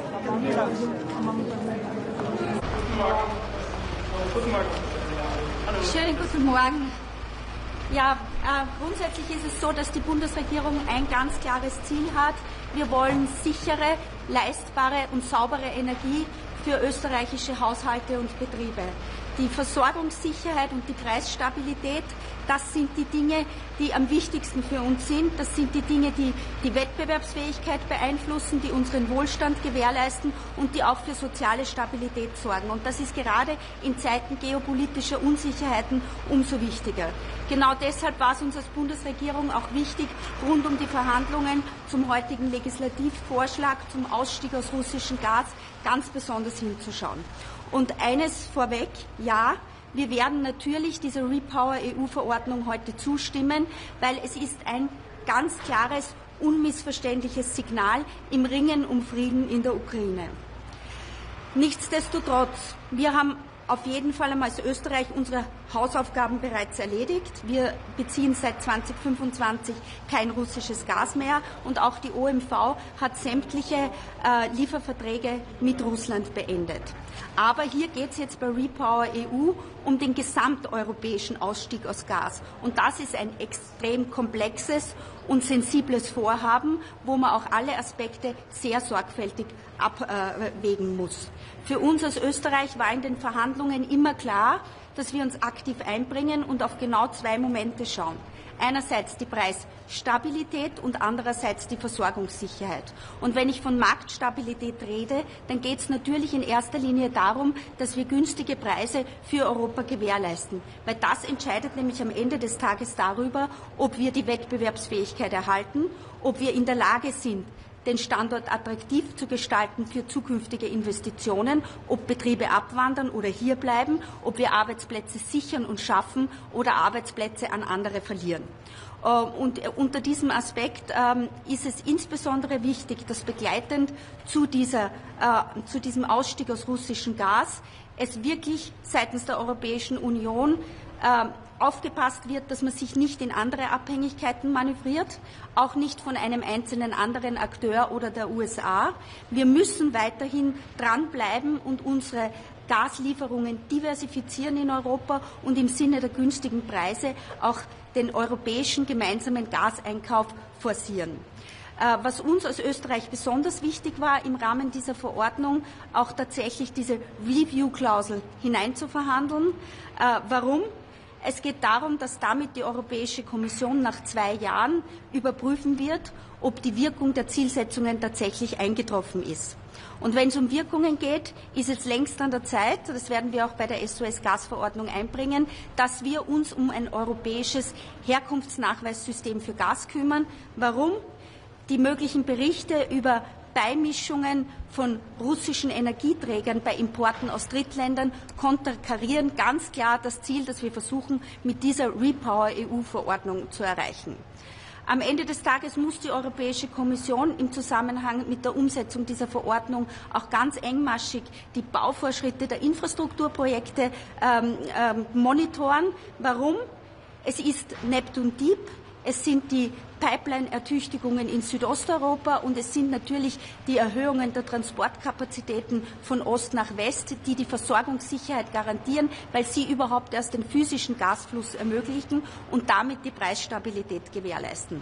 Sie sehen, es ist ein sehr komplexes Unterfangen, Dennoch ist es uns wichtig, mit dabei zu sein, diese Verordnung zu unterstützen, weil wir glauben, dass es eine weitere Maßnahme ist, um die finanzielle Basis des Aggressors zu schwächen.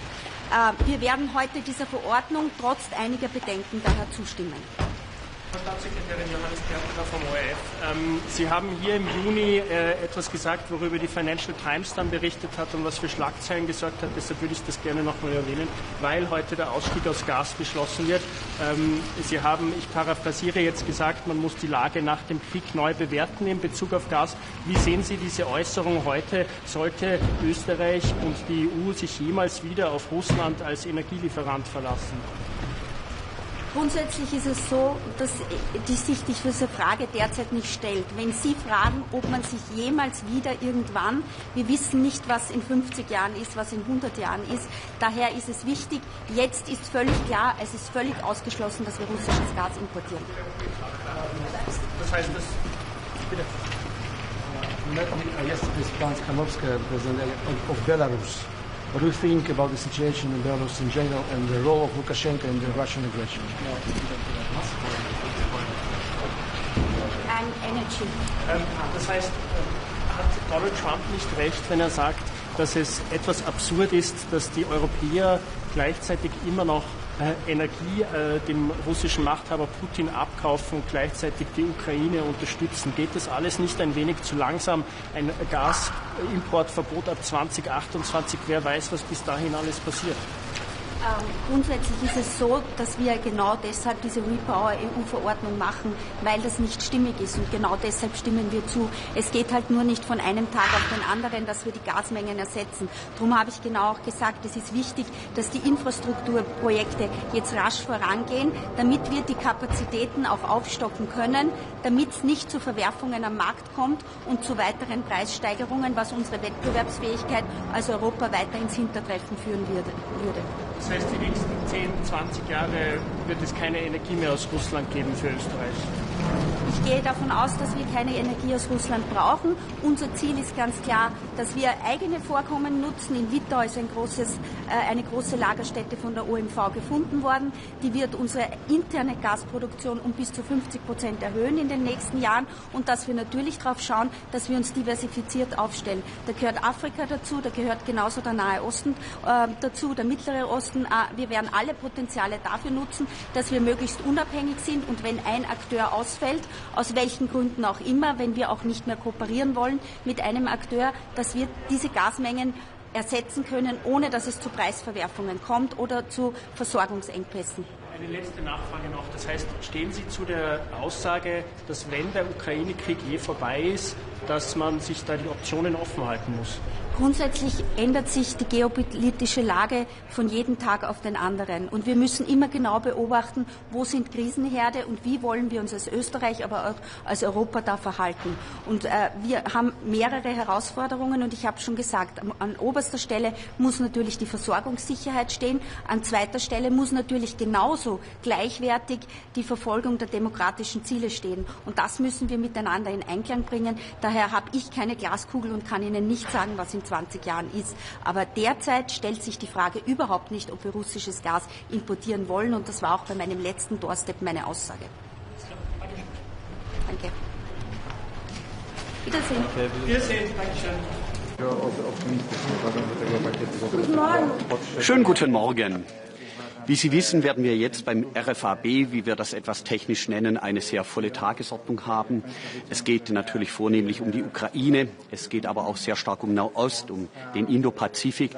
Wir haben ein großes Interesse daran, dass es stabiler wird auf der Welt, aber ganz besonders auch in Europa. Und deswegen unterstützen wir zunächst die Initiative, dass es hier natürlich auch im Hinblick auf die Ukraine zu Gesprächen kommt auf höchster Ebene. Aber wir fordern eben auch, dass die Ukraine mit am Tisch sitzen muss. Es kann Gespräche nur mit der Ukraine geben, aber nicht über die Köpfe der Ukraine hinweg. Dass das Ganze in Budapest stattfindet, wie gesagt, gut, dass es ein solches Treffen gibt, aber wir dürfen auch daran erinnern, es gab ein Budapester Memorandum, in dem damals Russland, die die ehemalige Sowjetunion die Integrität und auch die Souveränität der Ukraine anerkannte gegen den Abzug der Atomwaffen. Das ist nicht vergessen, was jetzt aus diesem Abkommen wurde. Sie wissen ganz genau, dass Russland diesen Krieg gegen die Ukraine begonnen hat, gegen ein Land, unschuldig, aber eben souverän. Und deswegen ist es wichtig, die Ukraine muss mit dabei sitzen, sonst erinnert das eher an Postkolonialismus.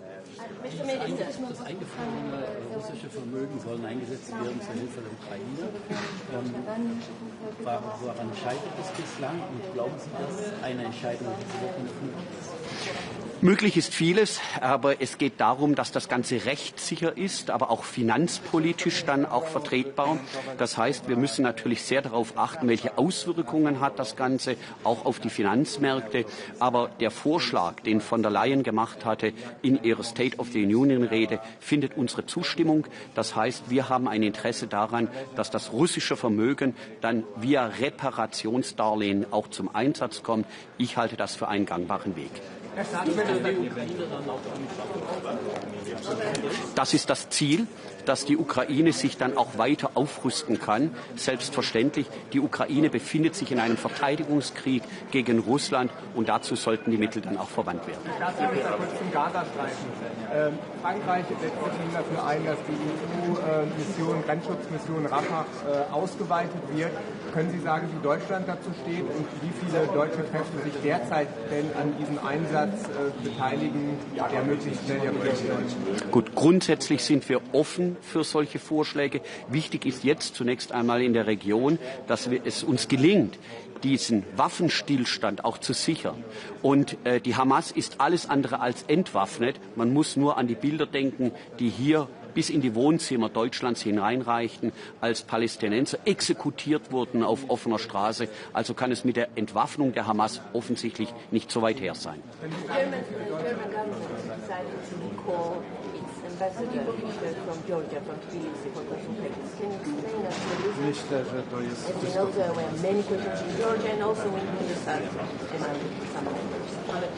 Of course, all the options are laying on the table. The development of Georgia concerning the European approach is in the last time really disappointing. But of course, we are on the side of the civilian people. We are supporting them. But the government and the behavior of the government cannot be accepted. So all the options, I say really all the options are laying on the table.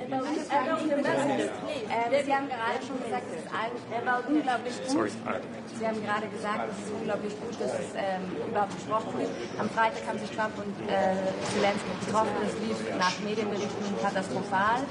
Wie sagen Sie, Sie sagen schon, ist es eine Provokation, dass es auf europäischem Boden stattfindet? Und warum sind da keine europäischen Staats- und Regierungschefs eingeladen? Was sagen Sie dazu? Zunächst ist es wichtig, dass Europa mit einer Stimme spricht. Nur dann, wenn wir mit einer Stimme sprechen, sind wir tatsächlich auch handlungsfähig und kraftvoll und machtvoll. Das hat in der Vergangenheit in der Tat gefehlt. Deswegen muss Europa Teil des Spiels werden, in Anführungszeichen, was das Spiel angeht. Wir reden hier über Ernst, wir reden hier über Krieg und Frieden. Wir reden darüber, ob es gelingt, die Europa nicht nur zu stabilisieren, sondern auch die Ukraine. Und was ich damit meine, die Ukraine braucht keinen Diktatfrieden, die Ukraine braucht Sicherheit. Und deswegen geht es im Kern darum, wie können wir in Zukunft die Sicherheit der Ukraine garantieren. Und da sind alle Staaten willkommen, die die westlichen Werte teilen. Hoffentlich auch in Zukunft.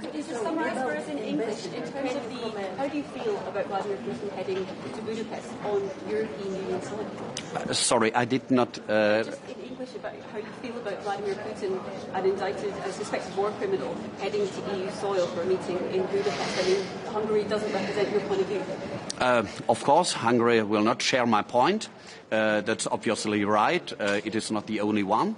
But on the other hand, I can only repeat what I said before. It is absolutely necessary that we talk now how this war can be stopped. But it can only be done with Ukraine and not without Ukraine. Ukraine has to sit at the table. Otherwise, it cannot be accepted that it will be a fair deal, a fair agreement. And this can only guarantee it when the interests of Ukraine are represented, and it can only be done with Ukraine itself. Ukraine only can speak for itself. Ich würde gerne nochmal auf meinen Kollegen und seine Frage eingehen. Gerne. Und zwar, wie soll man jetzt damit umgehen, dass da geblockt wird, und also Blockages Issues sind? Und zweitens, der Kanzler hat sich ja sehr stark positioniert in Kopenhagen, hat gesagt, das geht sehr schnell durch. Sehen Sie diese Woche bei Frozen Assets einen Durchbruch?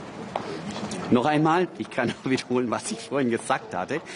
Ich sehe das als möglich, aber es müssen eben auch die rechtlichen Kriterien geklärt sein, genauso wie die finanzpolitischen Auswirkungen. Das hat aber auch der Kanzler stets so betont. Das ist wichtig, gerade auch im Hinblick natürlich auch auf andere Staaten. Sie wissen, Euroclear sitzt in Brüssel. Es muss dann auch durch entsprechenden Garantien abgefedert werden, dass da kein Risiko entsteht, auch für andere Staaten. Das alles muss gewährleistet sein, wird gewährleistet sein. Und dann sehe ich auch die Möglichkeit gegeben, dass wir hier zu einem Durchbruch kommen. Und die russischen Assets, wir reden immerhin über die Summe von 140 Milliarden Euro, dann auch herangezogen werden können, dass die Ukraine Waffen kaufen kann, vornehmlich auch in Europa, und sich damit besser verteidigen kann, auch in der Zukunft. Herzlichen Dank Ihnen. Vielen Dank.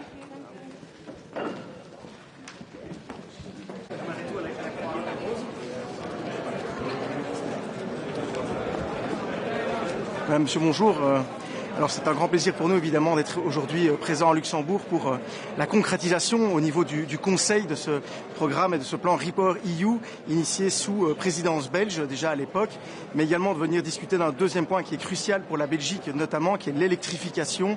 On le sait, les réseaux aujourd'hui sont au cœur de notre transition énergétique. Il faut des réseaux plus résilients, plus efficaces, plus nombreux également. La question de leur financement et du permitting pour la construction de ceux-ci sont évidemment cruciales. Enfin, aujourd'hui, c'est l'occasion de réaffirmer à nouveau notre soutien à l'Ukraine, mais également à la Moldavie. Je rencontrerai d'ailleurs mon homologue moldave tout à l'heure pour leur réaffirmer tout notre soutien dans leur volonté de se rapprocher de l'Europe pour une Europe plus résiliente et plus forte. Et enfin, aujourd'hui, c'est un point très important avec le Grid Package, je le disais, en lien avec l'électrification de notre continent, où on attend évidemment beaucoup de ce Grid Package pour notre pays, mais aussi pour notre continent. Bonne journée.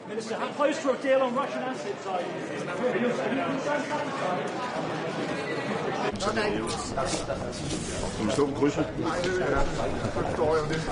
Nej, spørger du? Ja. Hvis vi lige starter med Ukraine, Financial Times har en historie om, at mødet med Donald Trump mellem Trump og Zelensky ikke gik super godt, og at at Trump skulle have, der kom ikke nogen Patriot-missiler, han skulle have foreslået, at man skulle afgive hele Donbass og andet. Hvor står vi henne nu? Jeg har godt læst den artikel. Nu er jeg ikke selv med til møde, men jeg havde en lang samtale med den ukrainske udenrigsminister i går, og har måske lidt nuancer på det der. Jeg tror, vi står, hvor vi har stået hele tiden. At det er i høj grad op til Europa at handle i forhold til Ukraine.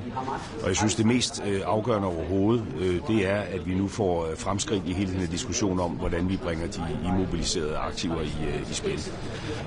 Der ligger jo det her forslag om at bruge det som sikkerhedsstillelse for fremtidige krigsskadeerstatning og dermed give Ukraine noget økonomi. Det er vejen frem.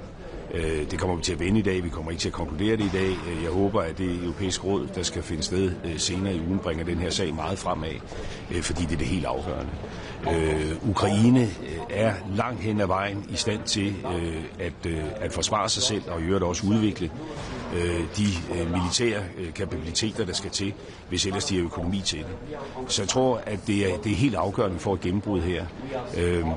Vi har en udfordring omkring byrdefordeling i Europa. Danmark gør meget. Det er der en kreds af lande, der gør. Der er en kreds af lande, der gør mindre. Det bliver vi ved med at tale ind i. Det kommer også til at gøre her i dag. Appellere til, at flere lande gør noget mere. Men jeg tror, at der, hvor vi for alvor kan gøre en forskel, det er ved at bringe de her betydelige ressourcer i spil på en måde, så Ukraine får en langsigtet økonomi og mulighed for at bygge deres eget forsvar, som jo også er en angrebsmulighed op. Men er det ikke lidt et paradoksal situation, hvor det virker som om, at det er europæerne, der står med hele ansvaret for at hjælpe Ukraine, men det er Donald Trump og Putin, der forhandler nærmest uden Ukraine og uden europæerne om fred? Altså, som jeg forstår den amerikanske præsident, så har han nu i virkeligheden gentaget den position, han også havde for et halvt år siden, om at det, der er brug for, det er en våbenhvile på kontaktlinjen. Det har Ukraine jo bakket op om. Det er jo mange måneder siden. Det har vi også støttet fra europæisk side. Den eneste, der sådan set sætter spørgsmålstegn ved det er Putin. Og derfor er det selvfølgelig også helt vigtigt, at det ikke er ham, der kommer til at svinge dirigentstokken. Jeg vil gerne sige her, at vi støtter den amerikanske præsidents tanke om, at vi nu får en våbenhvile på kontaktlinjen. Men det skal være på kontaktlinjen. Og det er jo ikke Ruslands position. Som jeg har forstået det, så er Rusland et eller andet sted tilhænger af en våbenhvile, hvis man bare lige på forhånd indkalkulerer, at de skal vinde nogle territorier, som de altså nu har brugt næsten 4 år på at vinde, uden at det lykkes for dem. Og det kan hverken vi eller Ukraine selvfølgelig give ind overfor. Hvor ligger vi, udover de her indefrosne midler, hvor ligger vi så i forhold til at øge presset på Rusland i forhold til at få stoppet den her krig? Vi arbejder jo benhårdt på en 19. sanktionspakke, som jo forhåbentlig er lige rundt hjørnet, med et yderligere pres på Rusland, og ikke mindst jo altså yderligere sanktionering af store dele af den russiske skyggeflåde, som jo også har effekt og sætter sig i den russiske økonomi. Vi måtte jo også forstå på Donald Trump, at han har haft en dialog med Indien, der hvis ellers det står til troende, fører til, at Indien vil gradvist aftage mindre russisk olie, hvilket jo også vil være positivt. Og det er jo der er sådan lidt mixede signaler, fordi det der pres fra Trumps side på de lande ude i verden, som understøtter den russiske krigsøkonomi, er jo vigtigt.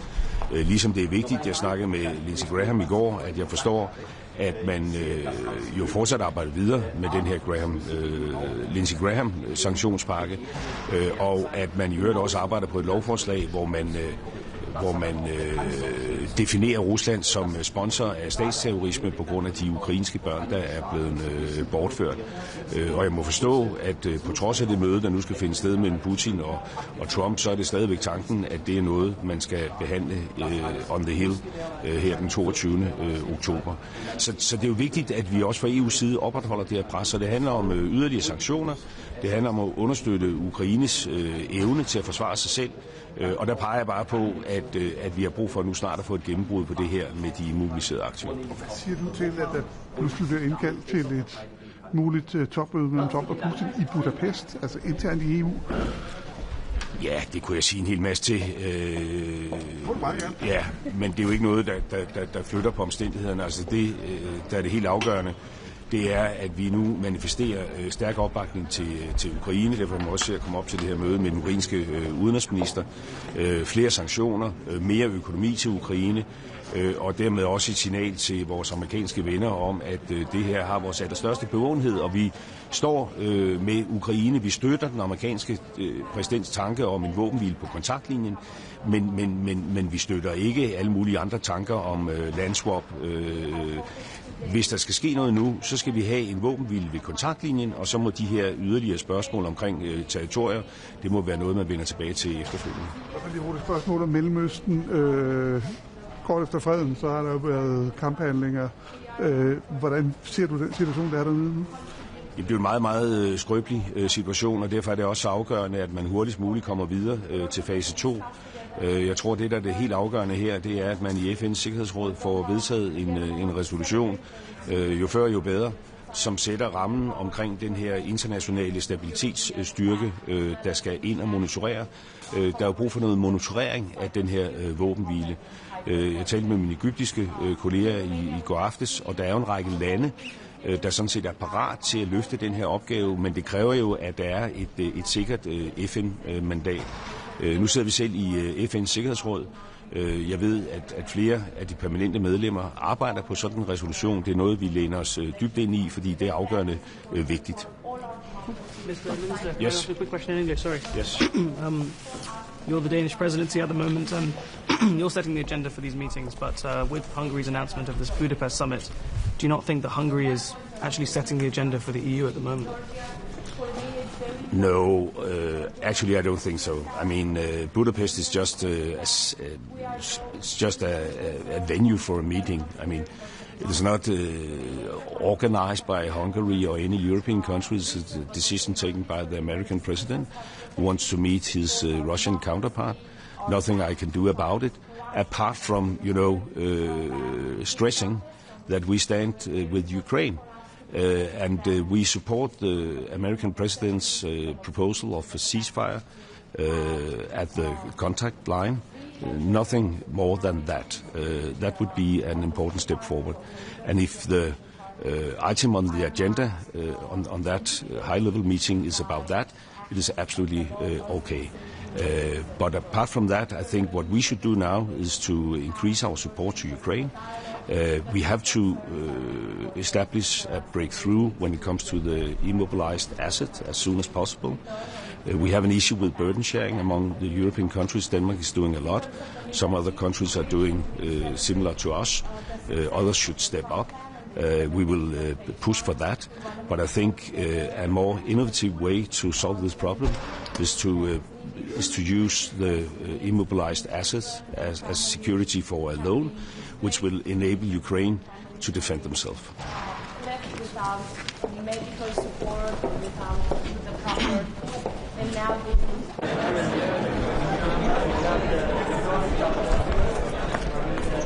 Bonjour à tous et à tous. Je suis de retour au Conseil énergie avec grand plaisir. J'y étais il y a un peu moins d'un an et je suis très heureux de voir les progrès qui ont été... On l'a refait ? Je suis très heureux de voir les progrès qui ont été réalisés en un an, à la fois par l'Alliance du nucléaire, réunion à laquelle je viens de participer, et dans le cadre de la préparation du Conseil énergie. Des pas de géants ont été accomplis pour mettre l'énergie nucléaire au cœur de la stratégie industrielle, pour continuer à investir dans la souveraineté énergétique et industrielle de l'Union européenne. Et évidemment, c'est un point très important aujourd'hui pour continuer à soutenir nos amis, nos alliés ukrainiens dans le conflit suite à l'invasion de la Russie. Aujourd'hui, on a des sujets très importants sur la neutralité technologique, il y a eu beaucoup de progrès là-dessus, sur le financement, sur l'électrification des usages. Et donc on va avoir une discussion très intéressante sur ces trois sujets. On a aussi des progrès à faire sur l'Ukraine. On souhaite véritablement sortir progressivement, mais certainement, de la dépendance européenne à l'énergie fossile russe. Et ça fait partie des discussions qu'on aura aujourd'hui. L'État, voilà, avec les derniers ajustements de la présidence danoise, est-ce qu'il vous convient? Sur Repower EU. Oui, je pense qu'on a bien progressé et je pense qu'on est vraiment sur la bonne voie pour lancer un signal très fort à nos amis ukrainiens et très fort aux Russes. Maybe a few words in English. I'm here for the Energy Council. I was here a year ago, so I've been able to see how much progress has been made on all the very important subjects that we feel are very important in order to ensure European sovereignty, European industrial competitiveness and energy transition. We're working on technological neutrality, we're working on financing, we're working on electrification of usages. And obviously, a very important point of the Council today, we're going to work on helping Ukraine in their war against Russia. And we want to make sure that surely we aim at reducing and then annihilating our dependency on Russian fossil fuels. Merci beaucoup. Merci.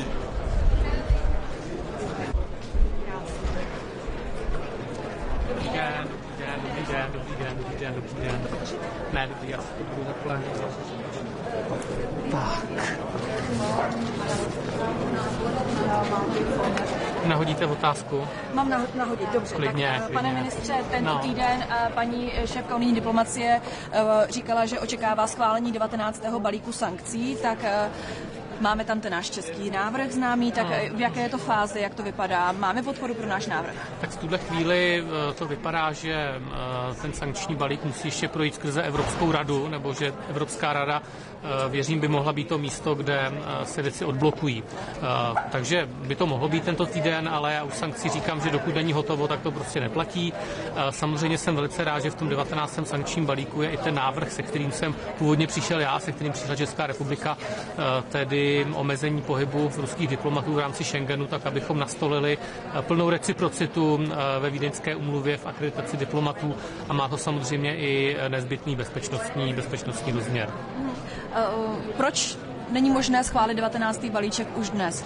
Co tomu stále brání? Slyšeli jsme, že o víkendu Rakušané stáhli své veto, čili co tomu ještě dál brání?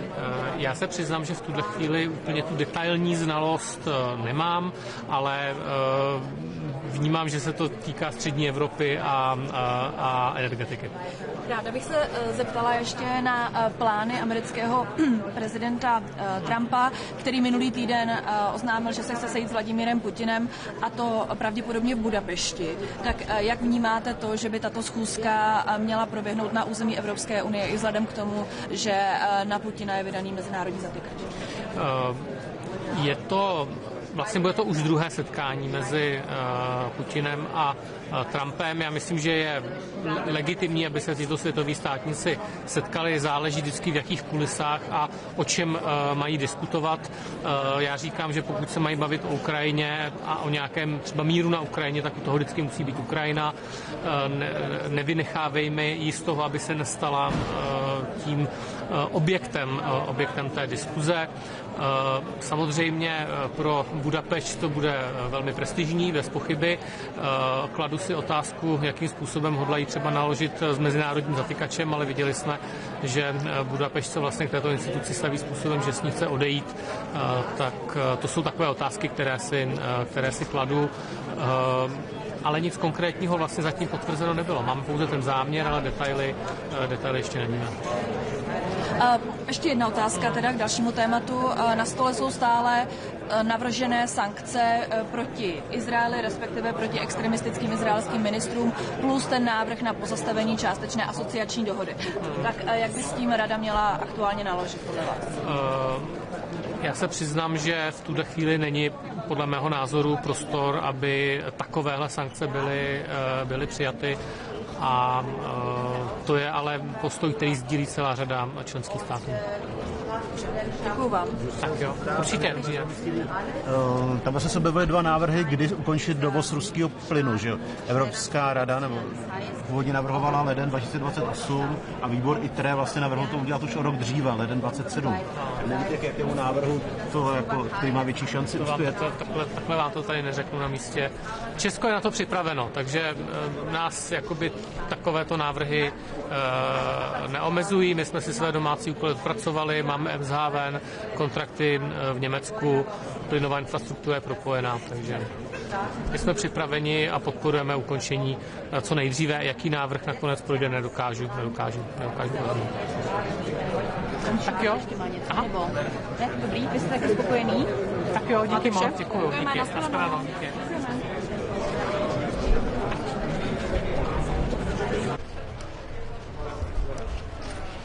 Good morning to everybody. Today is an important day, so we are to decide to stop energy imports for Russia. And I feel positive. The Danish presidency has done a really good job. And this is really the time to stop what we did stop already in 2022. Importing energy is fueling Russia's war machine, which makes incredible damage to people in Ukraine, helps Russia to wage a war in the continent of Europe. And that's why I think it's really important that we came to this conclusion, and we will make this decision today to stop the energy imports from Russia once and for all. Thank you very much. Just a question on the from the Swedish radio. We've seen some countries actually importing much more LNG from Russia than they used to, and also we have two countries, Hungary and Slovakia, buying quite a lot of Russian oil. What are your views on that? I mean, that has to stop on LNG. There are plenty of alternatives available on the market. I think it's also a question about where your heart is, because it's also a question about the values, and as I said, it's about funding Russia's war machine. So the sooner it stops, the weaker will be Russia in the battlefield, which will help Ukraine to win the war.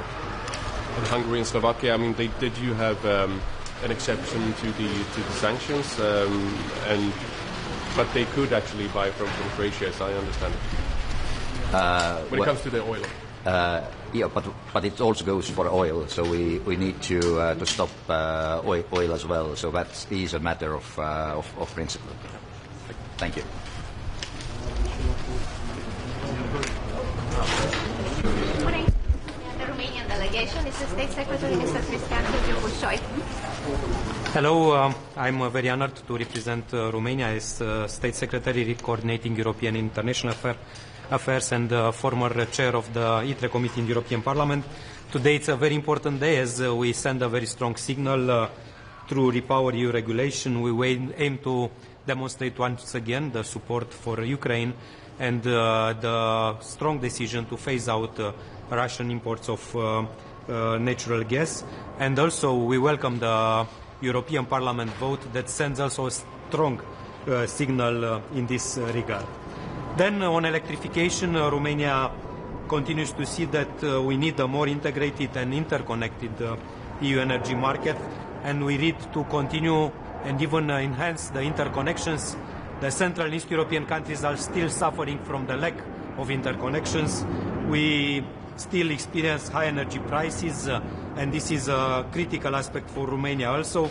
So we need to continue a genuine electricity market in the EU. Finally, regional security, the support for Ukraine and the Republic of Moldova. You know well, Republic of Moldova is extremely important for Romania. We welcome the result of the last parliamentary elections, and clearly we need to continue to support the integration of Ukraine and Republic of Moldova with the EU energy system. Building interconnections with the Republic of Moldova is a priority for investments in Romania in the energy field, and the cooperation and the support that European institutions, European Commission, European Member States is giving to Republic of Moldova is very much welcomed. Last but not least, the need for simplification in the energy field, EU legislation simplification, as we need to make the implementation of the legislation more feasible. Here, in particular, Romania is strongly supports and advocates for the simplification of the methane emission regulation, as today the administrative burden are unnecessary, do not bring significant progress, but represents a significant cost that once again is unnecessary. So we need to include the methane regulation among the simplification legislation that European Commission is preparing. Thank you so much. Vă așteptați ca reuniunea ministerială de astăzi să propulseze tema deschiderii negocierilor cu Republica Moldova pe capitole la următorul Consiliu European? Ne așteptăm ca astăzi, ca și în multe alte momente, Consiliul să dea un sprijin clar Republicii Moldova în ceea ce privește chestiunea legată de capitol de negociere. Sigur, sunt foarte multe chestiuni tehnice pe care Comisia Europeană le urmărește. Semnalul politic este foarte clar. Suntem în contact apropiat cu ministrul Junghetu, cu echipa domniei sale. Sigur că în Republica Moldova curând va fi un nou guvern, dar e foarte probabil ca o parte dintre miniștrii performanți să rămână și în nou guvern. Echipele noastre se coordonează și în ceea ce privește acquis-ul comunitar și în ceea ce privește anumite aspecte legate de implementarea legislației europene.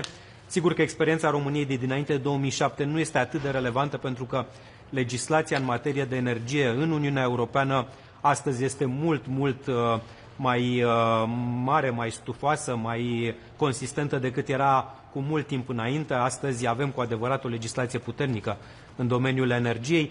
Deci sper ca, în funcție și de discuțiile tehnice și de cât de pregătită este Republica Moldova, să mergem foarte accelerat în ceea ce privește integrarea și închiderea unor capitole. Mulțumesc.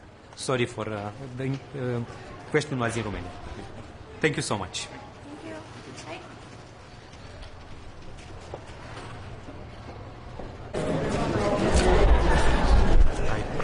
Good morning. I'll start off in Spanish and then I'll switch over to English.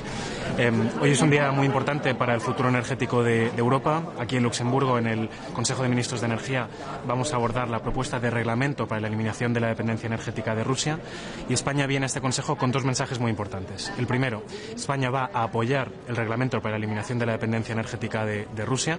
Entendemos que aborda pues lo que pedía España desde el principio: medidas a nivel europeo, medidas jurídicamente solventes y medidas que nos permiten, bueno, pues evitar que la energía sea un arma de guerra. Y el segundo mensaje es que España está lista para abordar la situación energética que se abre ahora. El reglamento pide a los Estados miembros un plan de diversificación para sustituir ese gas natural por otras alternativas. España no solamente puede importar de cualquier fuente, España ya recibe gas de más de 15 países distintos, tenemos un suministro altamente diversificado, pero sobre todo España está lista para sustituir la dependencia de gas natural independientemente de su origen. Vamos a avanzar en energías renovables, en electrificación, en gases renovables, en eficiencia energética.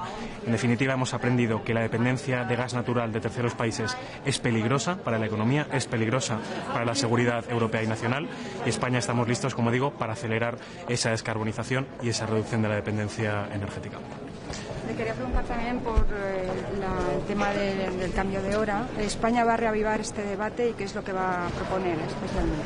Efectivamente, España hemos solicitado que se incorpore un punto en el orden del día del Consejo de hoy para reabrir el debate sobre el cambio de hora. Nos acercamos ahora a finales de octubre, vuelve a tocar cambiar la hora del reloj. Eso nos afecta a todos, nos trastoca las agendas, nos trastoca los ciclos diarios, y lo que estamos viendo es que la evidencia de que eso genere ahorros energéticos es cada vez más tenue. El sistema energético está cambiando mucho. Entendemos que es importante reabrir el debate para encontrar una solución que funcione lo mejor posible, conscientes también de la diversidad europea, norte, sur, este, oeste, pero entendíamos que era importante reabrir el debate y abordar una cuestión que es que para la ciudadanía española y europea es importante. Para España, ¿cuál sería un poco la solución que cada país pueda elegir? ¿Cuál sería un poco la propuesta? Es importante ir coordinados. De hecho, el cambio de hora no está a la libre elección de cada Estado miembro, está regulado a nivel europeo. Entendemos que necesitamos una respuesta europea. El Parlamento Europeo ya se posicionó, de hecho, en su momento a favor de dejar de cambiar el horario en verano y en invierno. España entendemos que tenemos que retomar ese debate con el máximo consenso, para facilitar que vayamos todos a la una, ¿no? Tomemos todos la misma decisión o la decisión la más parecida posible. Para España, ¿cuál sería la elección? Yo creo que es necesario escuchar, hay un montón de perspectivas, cada sector de la economía, cada parte incluso de la geografía tendrá ahí sus particularidades. Lo importante es que veamos que a nivel europeo podemos abrir camino con esta reflexión. In the 19th sanction package, European Commission proposed to end import of Russian LNG already in the beginning of 2027. Is it a problem for Spain? Spain very much welcomes the 19th sanctions package. For Spain, it's a very good news that we have both the repower regulation and the sanctions package. From the start, Spain understood that we need European-wide measures that are legally sound, and we understand that these two packages, the sanctions package and the repower regulation, address this issue. So we understand, and we are working with our European colleagues to make sure that both packages can be successful as soon as possible. And are you happy with the repower text as it stands? Yes, so Spain is happy to support the repower package today. We understand that it's European level, it's consistent with the sanctions package that's on the table at the same time. We understand that it's legally robust as it stands at the moment, so today Spain will be supporting indeed that repower package. And in negotiations with Parliament, would Spain be okay with accelerating the timeline which is currently the European Parliament? Well, indeed, for example, in the sanctions package, as you know, the LNG is being brought forward 1 year, and we understand with what we see from the LNG market that is viable, that would make sense. Spain's perspective is not only how do we address the lack of Russian gas and replace that with other gas. For Spain, it's very important to see how we eliminate dependence from gas wherever it may come from. We've learned that external dependence from any single country is not a good idea, so we understand there's plenty of room for advancing in renewables, electrification, renewable gases as well. So in the diversification plan that member states such as Spain have to put forward, we'll be making a lot of effort in those perspectives as well. So not just replacing Russian gas with gas from other origins, but replacing gas overall. ¿Nos puede decir un poco más sobre la reunión de los Friends of Renewables de esta mañana? Esta mañana España e Irlanda han copresidido una reunión de países afines, unos 14 Estados miembros, que entendemos que la transición energética tiene que basarse sobre todo en las energías renovables, o en gran parte en las energías renovables.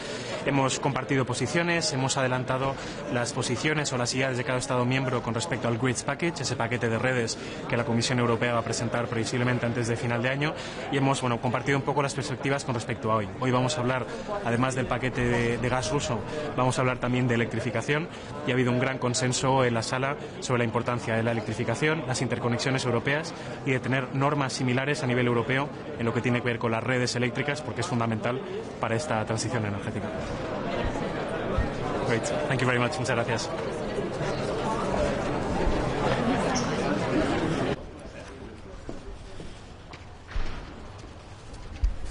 Good morning. I'll start in English. Three main topics for today's council. Looking forward to the discussion on Repower EU and finally cutting our dependency of Russian gas. Second is the discussion on electrification, and then the topic of integration with Ukraine and Moldova. And just to start off with Repower EU, my comment is basically on behalf of Sweden. It's about time. And congratulations to the Danish presidency who managed to finalize this early on during this fall. I think this sends a great message, a message of strength to Russia in these very troublesome times as well.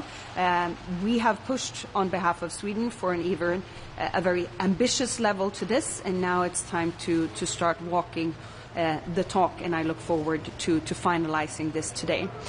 My main comment on electrification is basically the possibilities that comes with electrification. It's not a fantasy. It is very much a Swedish reality. As Swedish media knows, I just had a groundbreaking ceremony in Luleå for a new steel plant for SSAB. Managing to deliver electricity to their steel plant will cut Swedish emissions by 7%.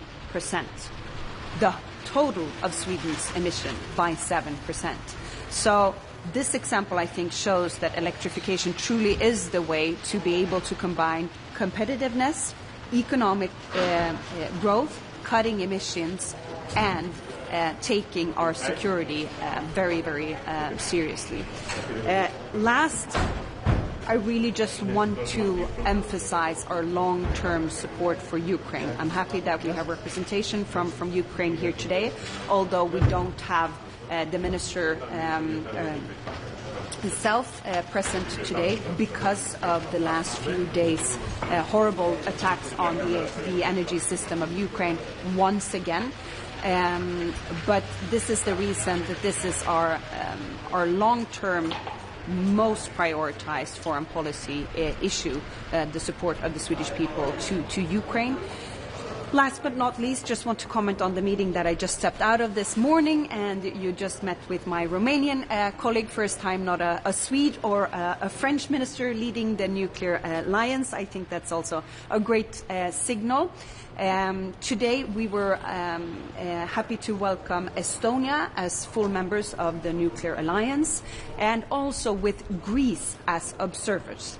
And I mean, Greece is not known to be a nuclear power nation. I think this is very significant to have a non-nuclear power EU nation join the nuclear alliance and emphasize the need for more fossil-free baseload, welcoming more nuclear power into the Union, whether or not the member state itself will actually build more nuclear power.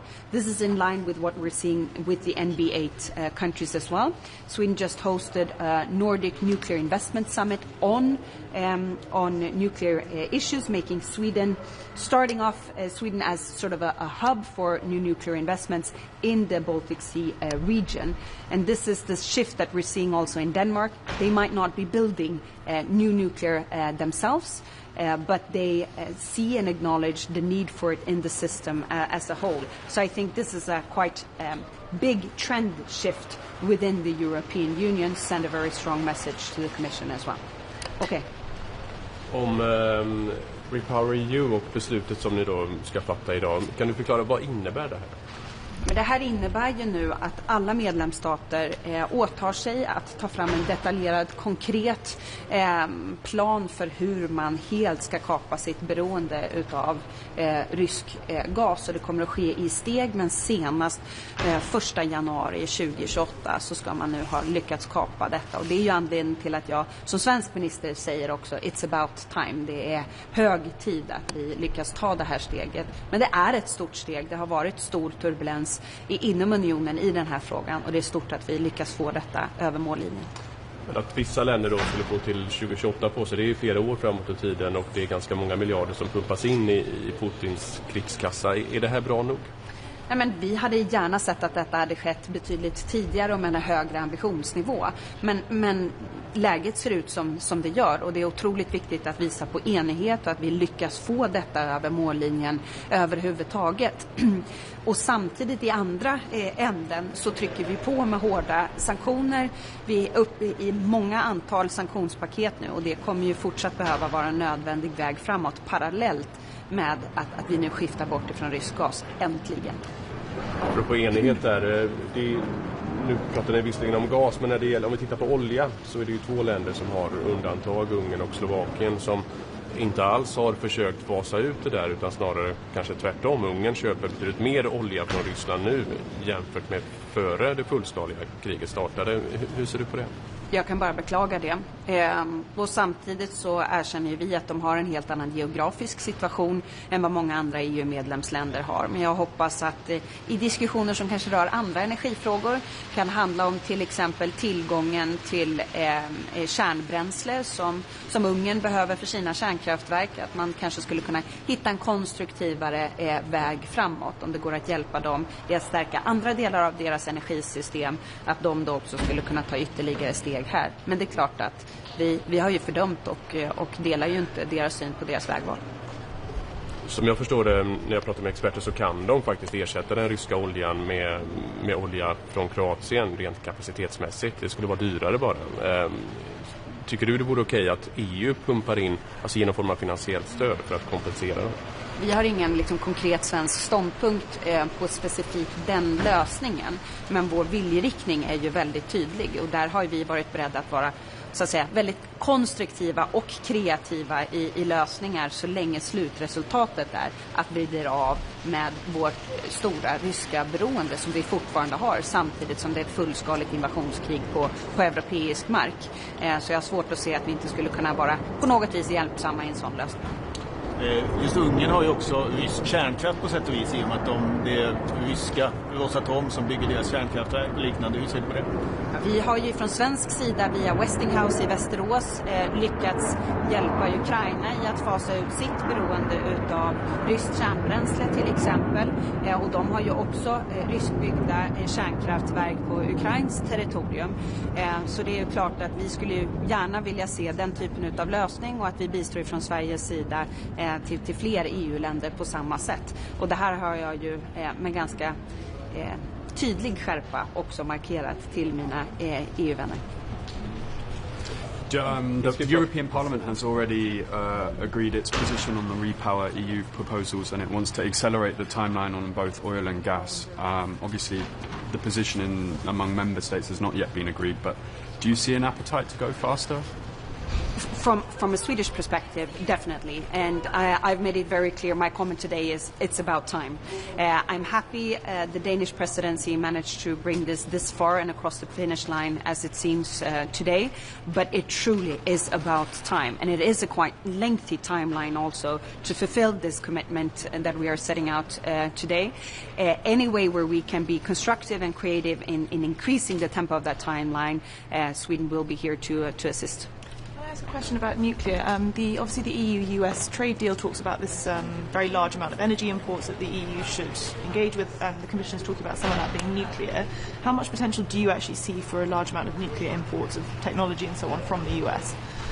No, but I think there is great potential to this, but I think that the main answer should be that the European Union now does its own homework. We have a clear majority for technology neutrality, i.e. also paving way for fossil-free baseload sources as nuclear power within the Union. We have a majority in Parliament, we have a clear majority in the Council, and things are now shifting dramatically from the Commission as well. What I've asked the Commission today in today's meeting is be mindful of the double command that we are signaling now, having documents moving in the right direction on one end, and some old documents still putting nuclear in the same category as tobacco or forbidden arms or even trafficking. And and this is what we'd like to see, a sort of streamlining of all of the systems. And given the conference that we just had in Stockholm that I referred to earlier, we are seeing how the private capital around the world, we had representation from JP Morgan, Citibank and so forth on stage in Stockholm, they all point to this. Why is not private capital being allocated to the European market at the same rate as in China, for example, or in Northern America? And it is for the very simple reason that it's not being treated the same as investments in renewable power sources. And I think, could we manage to see a sort of cleaning up of the funding, EU funding and regulations on that side simultaneously with the new documents incoming, then that would be, we would see a major shift in how much would we depend on, for example, the US, and how much could we fix on our own. Okay. On a separate topic also, what is your response to the reports that Germany will stick with its single bidding zone?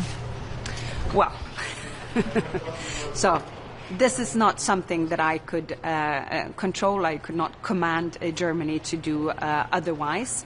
But I mean, it's very clear we are holding the Hansa Power Bridge, a new large interconnector to Germany, for the very fact that they are not adding more baseload to the system, which means we're not getting as much as we could have possibly gotten out of the grid connection that we could do. It would be very costly in relation to what we could get in return.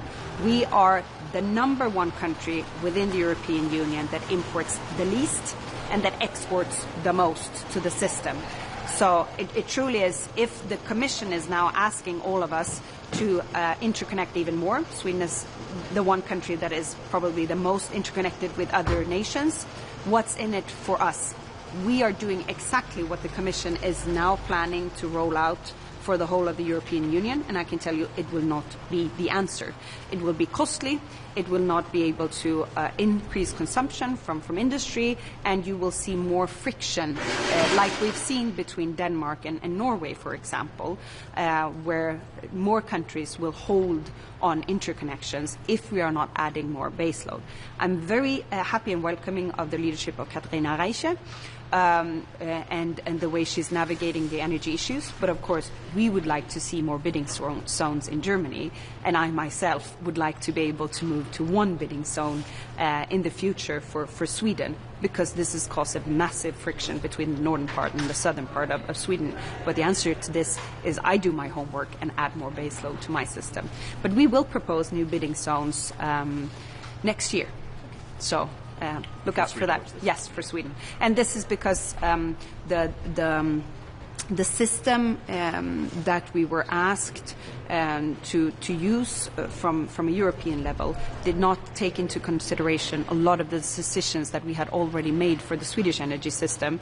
So it turned out with very sort of weird versions of possible bidding zones that were not true to reality. So this is why we are redoing that whole operation, and we will have a new proposal in the spring next year. Super. Thank you so much. Have a good day.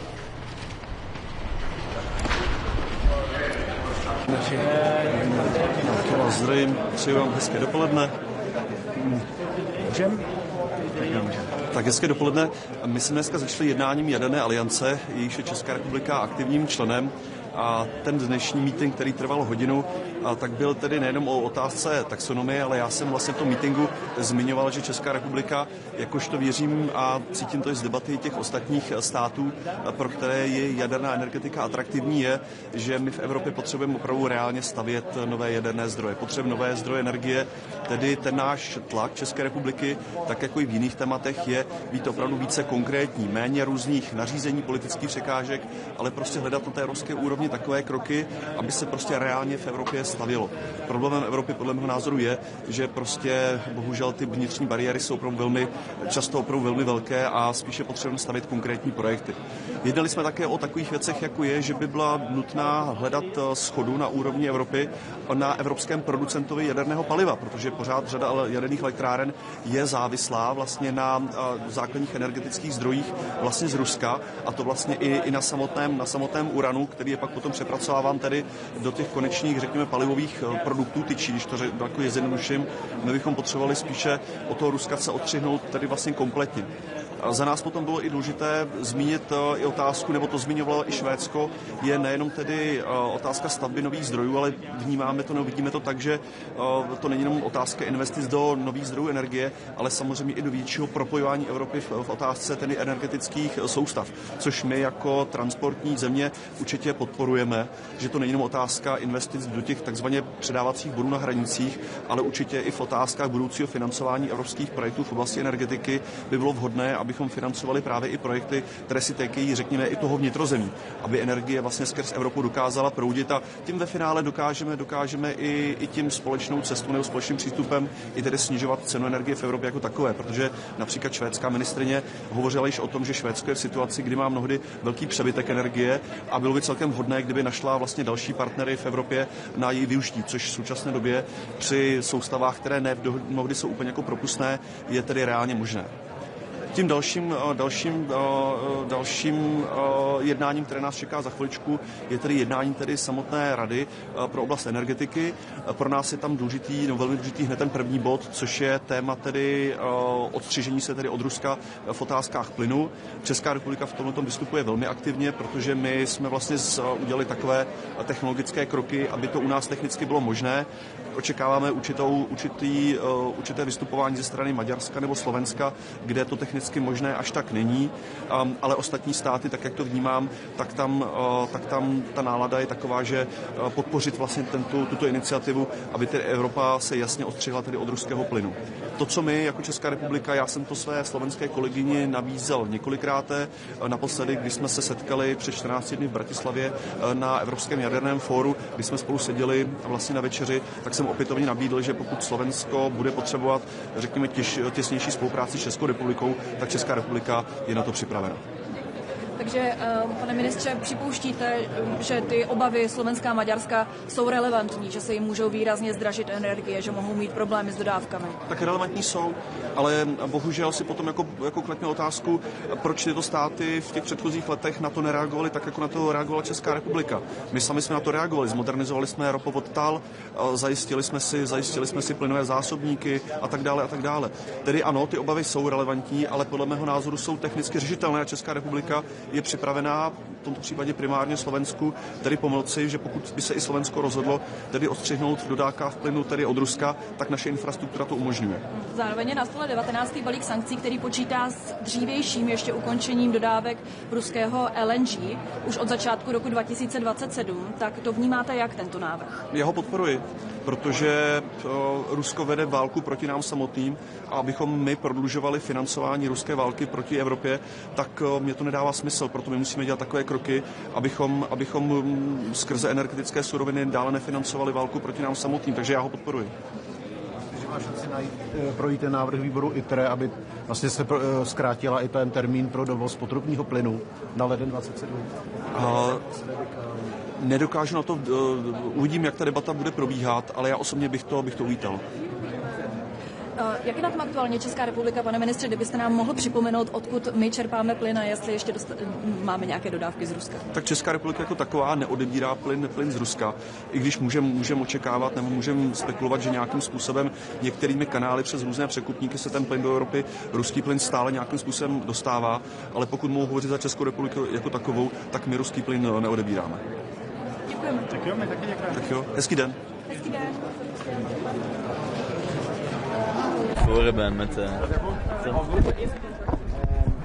It's really pleased to be here, looking forward to the Energy Council today, which is a critical one. I've just come from co-chairing a meeting of the Friends of the Renewables. We've 15 member states co-chaired with myself and Spain. Just obviously engaging with the Commission in relation to the upcoming grids package, which is going to be critical for all our citizens to enable us to expand the renewables sector, to drive affordability, which is really critical. I think we need to ensure that we tackle the challenges of energy affordability, but then obviously grid resilience and interconnection between our states. There was significant contributions as well from islanded nations too, and nations in more peripheral geographical areas. So it was a good meeting, and we've agreed actually to work forward on a non-paper as a group as well to help us work together on the areas of common interest, which are many. and very little disagreement, if any, actually, this morning with regard to the priority areas. And then obviously the Commission has Ireland's full support in relation to the Repower EU proposals about further reducing and eliminating the reliance on Russian gas. Ireland continues to condemn, as all other member states do, the brutal invasion of Ukraine, and Russia should not in any way, shape or form profit from European Union states in relation to energy sales, and particularly in the area of gas.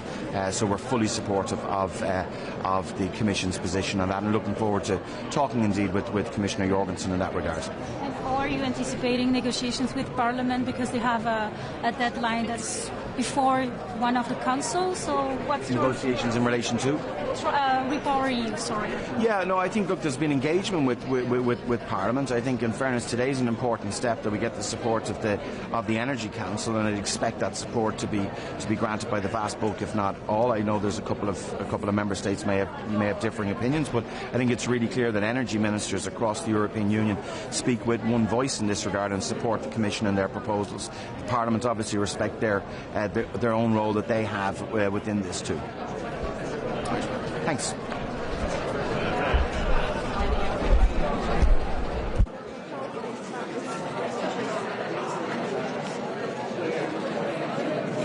Good morning.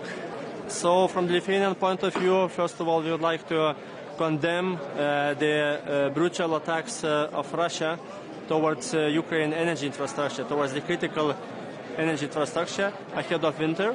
This is really the terroristic attacks. And at the same time, we condemn the members who are still buying Russian gas. So today is a really important day for the EU because we are ahead of adopting the general approach on the Repower EU.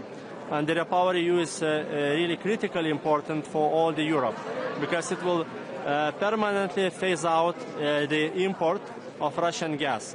And that's, after that we will be, of course, independent from the Russian fossil fuels, and we will prevent the financing of the Russian war machine. And that, of course, it will be no possibilities for Russia in the future to make the sabotage against the EU countries. The second point is really important that we have agreed on the text, and there are no way for the weakening of that, and we are looking forward, of course, to strengthen this in the future together with the European Parliament. Last but not the least, I would like to stress to the very important element. This is about the support to Ukraine in this critical time. And here, from the Lithuanian point of view, of course, we are mobilizing the auto-transformers, sending this to Ukraine, also supplying gas through the Lithuanian LNG terminal. We had the first cargoes already, and the third cargo it will be in November. So looking also for further possibilities how to supply Ukraine with the gas through Lithuania. Thank you.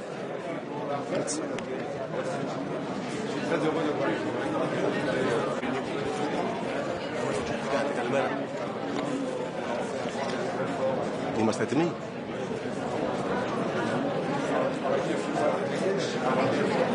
Σήμερα το κυρίαρχο σημείο σύγκλησης της Ευρωπαϊκής Ένωσης και της Αμερικής στον τομέα της ενέργειας είναι η απεξάρτηση από το ρωσικό φυσικό αέριο.